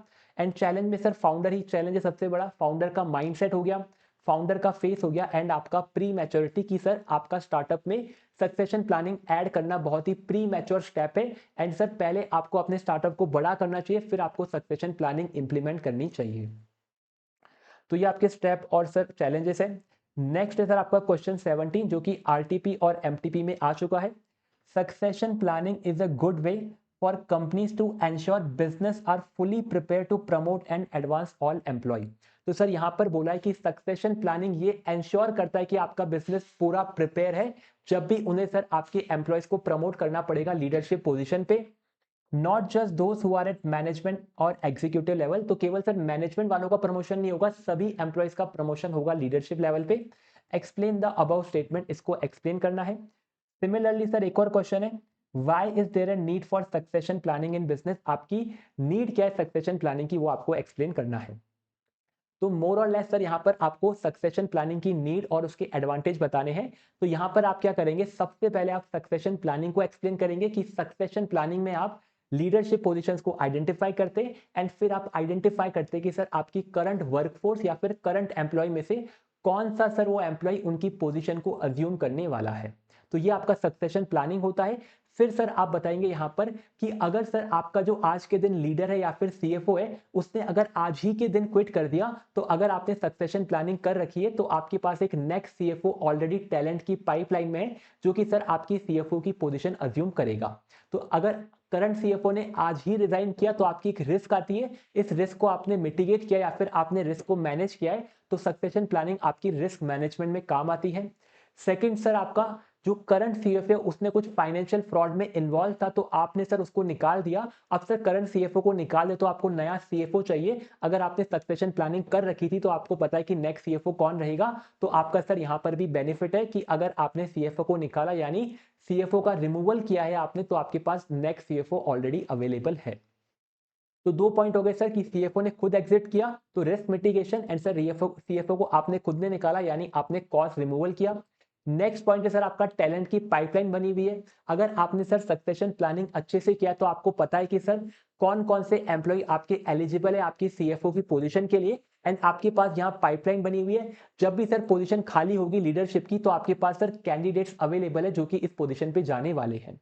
अब सर और क्या फायदा है, तो अगर सर आपने पहले ही एक टैलेंट की पाइपलाइन बना रखी है तो सर आपके जितने भी एम्प्लॉयज है उनको सर पता है कि यहाँ पर किसका प्रमोशन होने वाला है। जो अच्छा परफॉर्म करेगा उसका प्रमोशन होगा, जो अच्छा परफॉर्म नहीं करेगा वो टैलेंट पाइपलाइन में आगे नहीं आएगा। तो सर आपका यहाँ पर पूरा अलाइनमेंट है आपकी पूरे एम्प्लॉयज के अंदर, एंड सर यहाँ पर कोई भी कॉन्फ्लिक्ट नहीं आने वाला है क्योंकि आपको पता है कि नेक्स्ट सक्सेशन कौन है आपके सीएफओ का एंड आपके लीडरशिप पोजिशन का। यही सर यहाँ पर आंसर है। सबसे पहले सक्सेशन प्लानिंग को एक्सप्लेन करना है। Process of identifying critical position यानी लीडरशिप पोजीशन को आइडेंटिफाई करो, and developing action plan for individual to assume those position, and sir कौन उनको अज्यूम करेगा वो आपको बताना है। Preparation ensure that right people are available at right jobs today and years to come. तो आज भी सर आपके पास सही लीडर्स है एंड फ्यूचर में भी सही लीडर होंगे, ये सक्सेशन प्लानिंग एंश्योर करता है। नीड क्या है सर, पहला रिस्क मिटिगेशन की अगर आपके एग्जिस्टिंग लीडर ने क्विट किया तो नेक्स्ट सीएफओ अवेलेबल है। फिर है सर कॉस्ट रिमूवल की, सर आपको कोई सीएफओ को निकालना पड़ा क्योंकि वो फाइनेंशियल फ्रॉड में था तो आपके पास existing leader is culpable of gross negligence यानी उसने कुछ गलती करी तो आपके पास अगेन नेक्स्ट सीएफओ अवेलेबल रहेगा। टैलेंट पाइपलाइन सर आपके पास क्रिएट हो जाएगी यहाँ पर कि जो कि सर आपके एम्प्लॉयज को मोटिवेटेड रखेगी कि सर आपको पता है कि आपको नेक्स्ट कौन सा लेवल मिलने वाला है या फिर नेक्स्ट कौन सा लीडरशिप पोजीशन मिलने वाला है, तो एम्प्लॉयज आपके मोटिवेटेड रहेंगे। Help in retaining the knowledge bank, तो इस तरह से आपके सर जो एम्प्लॉय है वो आपकी ऑर्गेनाइजेशन को छोड़ेंगे भी नहीं, एंड जो भी उनके पास नॉलेज है वो आपकी ऑर्गेनाइजेशन के पास रहेगा। कॉन्फ्लिक्ट रेजोल्यूशन मैकेनिज्म, अगर आपने पहले ही सर पूरा सक्सेशन डिसाइड कर रखा है तो आपकी ऑर्गेनाइजेशन में बहुत कम कॉन्फ्लिक्ट आएंगे, एंड सर इससे आपकी पूरी ऑर्गेनाइजेशन अलाइन रहेगी उनकी वैल्यू से। तो align the culture vision direction and value of business. तो ये सर आपका सिंपल सा आंसर है। इसको याद कैसे करेंगे, तो नीड फॉर सक्सेशन में आपको सर ध्यान में रखना है कि लीडर ने क्विट कर दिया या फिर लीडर को रिमूव किया। अगर लीडर ने क्विट किया तो इसको बोलते हैं रिस्क मिटिगेशन, एंड लीडर को अगर निकालना पड़ा तो इसको बोलते हैं कॉस्ट रिमूवल। अब सर लीडर निकल चुका तो हमें नया सीएफओ चाहिए, तो हमें सर एक टैलेंट की पाइपलाइन होनी चाहिए जहां से नेक्स्ट लीडर चूज करें हम लोग, एंड सर पाइपलाइन से कॉन्फ्लिक्ट नहीं रहेगा एंड सब लोग अलाइन रहेंगे क्योंकि सर पाइपलाइन आपकी एकदम स्ट्रेट होती है तो सर यहाँ पर कोई अलाइन कॉन्फ्लिक्ट नहीं रहेगा, एंड सारी के सारे बिजनेस के वैल्यूज विजन मिशन आपके अलाइन रहने वाले हैं। तो ये आपका क्वेश्चन 17 था। नेक्स्ट है आपका क्वेश्चन 18 जो कि May 24 एग्जाम में आया था। क्या क्वेश्चन था सर ये, apart from support from government there are quite a few other reason why India become a sustainable environment for startup to thrive in, what are the other reason. तो sir support from government के अलावा India में sir ऐसे कौन से factor जिससे startup इतने grow कर रहे हैं। तो सर बहुत ही सिंपल सा आंसर है कि इंडिया में सर स्टार्टअप ग्रो क्यों कर रहे हैं, क्योंकि सर इंडिया के पास बहुत टैलेंटेड और कॉस्ट इफेक्टिव वर्कफोर्स है जो कि सर इंटरनेट एंड टेक्नोलॉजी का यूज अच्छे से कर रही है, इसलिए सर स्टार्टअप ग्रो कर रहे हैं। तो सर सबसे पहला पॉइंट क्या है सर, इंडिया के पास बहुत बड़ा पूल ऑफ टैलेंट है, हर साल बहुत सारे लोग ग्रेजुएट होते हैं। इसके बाद सर जो इंडिया की वर्कफोर्स है बहुत ही कॉस्ट इफेक्टिव है, तो टैलेंटेड है प्लस कॉस्ट इफेक्टिव है, प्लस इनके पास सर इंटरनेट है और टेक्नोलॉजी है, तो increasing use of internet and technology, and sir इन सभी के थ्रू सर इनको variety of funding option available हो गए हैं क्योंकि सर अब इंडिया के अंदर बहुत तरीके से आप फंडिंग ले सकते हैं। आपके पास एंजल इन्वेस्टर है, वेंचर कैपिटल है, आपके पास सर शार्क टैंक से शार्क भी आ चुके हैं अब तो, और सर बैंक तो आपके पास हमेशा से थे, तो आपके variety of funding option available है। यही सर इसका आंसर है। Millions of student graduating every year, sir 10 million people joining the workforce, तो बहुत कॉस्ट इफेक्टिव वर्कफोर्स है। World second highest population and affordable telecom services है। टेक्नोलॉजी सर बहुत ज्यादा अवेलेबल हो चुकी है, क्विक सिंपल एंड एफिशिएंट हो गए हैं लोग अब।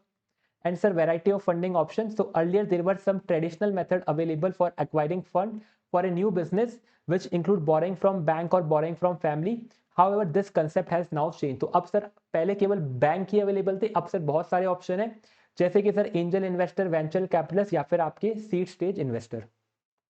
इसको सर याद कैसे करेंगे, तो सिंपल सी लाइन याद कर लीजिए कि इंडिया में talented and cost effective workforce है जो कि इंटरनेट एंड टेक्नोलॉजी को यूज करके वैरायटी ऑफ फंड दिलवा सकती है। तो ये लाइन आपने याद कर ली तो आपके सारे कीवर्ड यहां पर कवर हो जाएंगे। अब सर इसके बाद लास्ट क्वेश्चन है आपका जो कि सर रिसेंटली नवंबर 24 की एमटीपी में आया था। क्या क्वेश्चन है सर कि venture capital method of valuing startup क्या है, कि सर जो आपका स्टार्टअप के वैल्यूएशन के डिफरेंट मेथड होते हैं, जैसे कि सर आपने सिक्योरिटी वैल्यूएशन में पढ़ा है, आपने बिजनेस वैल्यूएशन में पढ़ा है कि सर आप कैसे बिजनेस को वैल्यू करते हैं, आप सर उनको मल्टीपल पे वैल्यू करते, आप उनको डिस्काउंटेड कैश फ्लो पे वैल्यू करते, आप सर उनको पी रेशियो पे वैल्यू करते। तो इस तरह से सर डिफरेंट डिफरेंट वैल्यूएशन के तरीके होते हैं। इसके अंदर सर आपका एक वेंचर कैपिटल मेथड भी है। अब वेंचर कैपिटल मेथड क्या है उसको आपको बताना है। तो वेंचर कैपिटल मेथड आपका वो मेथड है जिसके थ्रू वेंचर कैपिटल आपके स्टार्टअप को वैल्यू करता है। तो स्टार्टअप को कैसे वैल्यू करता है सर, आपका वेंचर कैपिटल अपने इन्वेस्टर को मल्टीपल टाइम इंक्रीज करना चाहता है, तो सर वो मल्टीपल के बेसिस पे आपके स्टार्टअप को वैल्यू करता है। वो सर आपके स्टार्टअप को डिस्काउंटिंग कैश फ्लो पे वैल्यू करता है। वो सर आपके स्टार्टअप को उसके फंडामेंटल्स के बेसिस पे वैल्यू करता है। तो ये सर डिफरेंट तरह के वेंचर कैपिटल मेथड है। तो सर यहाँ पर क्या पढ़ेंगे हम लोग, as the name suggest venture capital firm have made this famous, investor seeks a return equal to some multiple of their initial investment. तो सर जब आपका वेंचर कैपिटल वैल्यू कर रहा है तो कैसे कर रहा है सर, जितना वो इन्वेस्ट कर रहा है उसका कितना मल्टीपल रिटर्न उसको चाहिए, इसको ध्यान में रखते हुए वो आपके स्टार्टअप को वैल्यू कर रहा है। उसको लग रहा है कि सर आपके स्टार्टअप का वैल्यूएशन आज से 5 साल के अंदर 100 रुपीज हो जाएगा, तो सर वो आज के दिन अगर 10 रुपीज इन्वेस्ट करता है और उस 10 रुपीज का वैल्यू अगर 100 रुपीज हो जाएगा तो 10x का उसको रिटर्न मिल रहा है। तो इनके बेसिस पे वो आपके स्टार्टअप का वैल्यूएशन करता है कि उसको कितना मल्टीपल रिटर्न चाहिए एंड कितना मल्टीपल आपका यहाँ पर स्टार्टअप ग्रो कर सकता है। The method incorporate this understanding and use relevant time frame in discounting a future value attributable to the firm. तो आपका सर जो फ्यूचर वैल्यू उसको आपको डिस्काउंट करना है, डिस्काउंट किससे करते हैं सर, डिस्काउंट करते हम आपकी इन्वेस्टर की एक्सपेक्टेड रेट ऑफ रिटर्न से। The post money value is calculated by discounting rate representing investors expected या फिर required rate of return. The investor seeks a return based on some multiple of their initial investment। तो आपके sir venture capital का जो valuation का तरीका या फिर जो रिटर्न कैलकुलेट करने का तरीका है वो होता है कि इनिशियल इन्वेस्टमेंट पे इतना मल्टीपल हमें क्रिएट करना है। For example investor seek 10x 20x और 30x their original investor at the time of exit. तो ये सर आपका सिंपल सा मेथड है कि आपके इन्वेस्टर को मल्टीपल टाइम्स रिटर्न चाहिए एंड सर वो कैसे निकालता है वैल्यू, आपके जो फ्यूचर वैल्यू उसको डिस्काउंट करता है उसकी IRR से। और क्या है sir, ट्रांजेंट traditional indicator of success like revenue profitability asset and size. तो ये सब आपके सर जो पुराने इंडिकेटर थे आपके रेवेन्यू के, प्रॉफिटेबिलिटी के और एसेट के, इन सबको ट्रांसलेट कर चुका है, यानी कि इन सबको ओवरकम कर चुका है। And understanding the story of future trajectory. तो आपका जो वेंचर कैपिटल है आपकी फ्यूचर की जो ट्रेजेक्टरी उसको देखता है एंड उसके बेसिस पे आपकी कंपनी का वैल्यू करता है। तो ये आपका सर लास्ट क्वेश्चन था, क्वेश्चन नंबर 19 एंड आपका सर ये चैप्टर होता है कवर। अब सर मिलते हैं हम आपके नेक्स्ट सेशन में जहां पर हम आपके प्रैक्टिकल चैप्टर्स की थियरी रिवाइज करेंगे।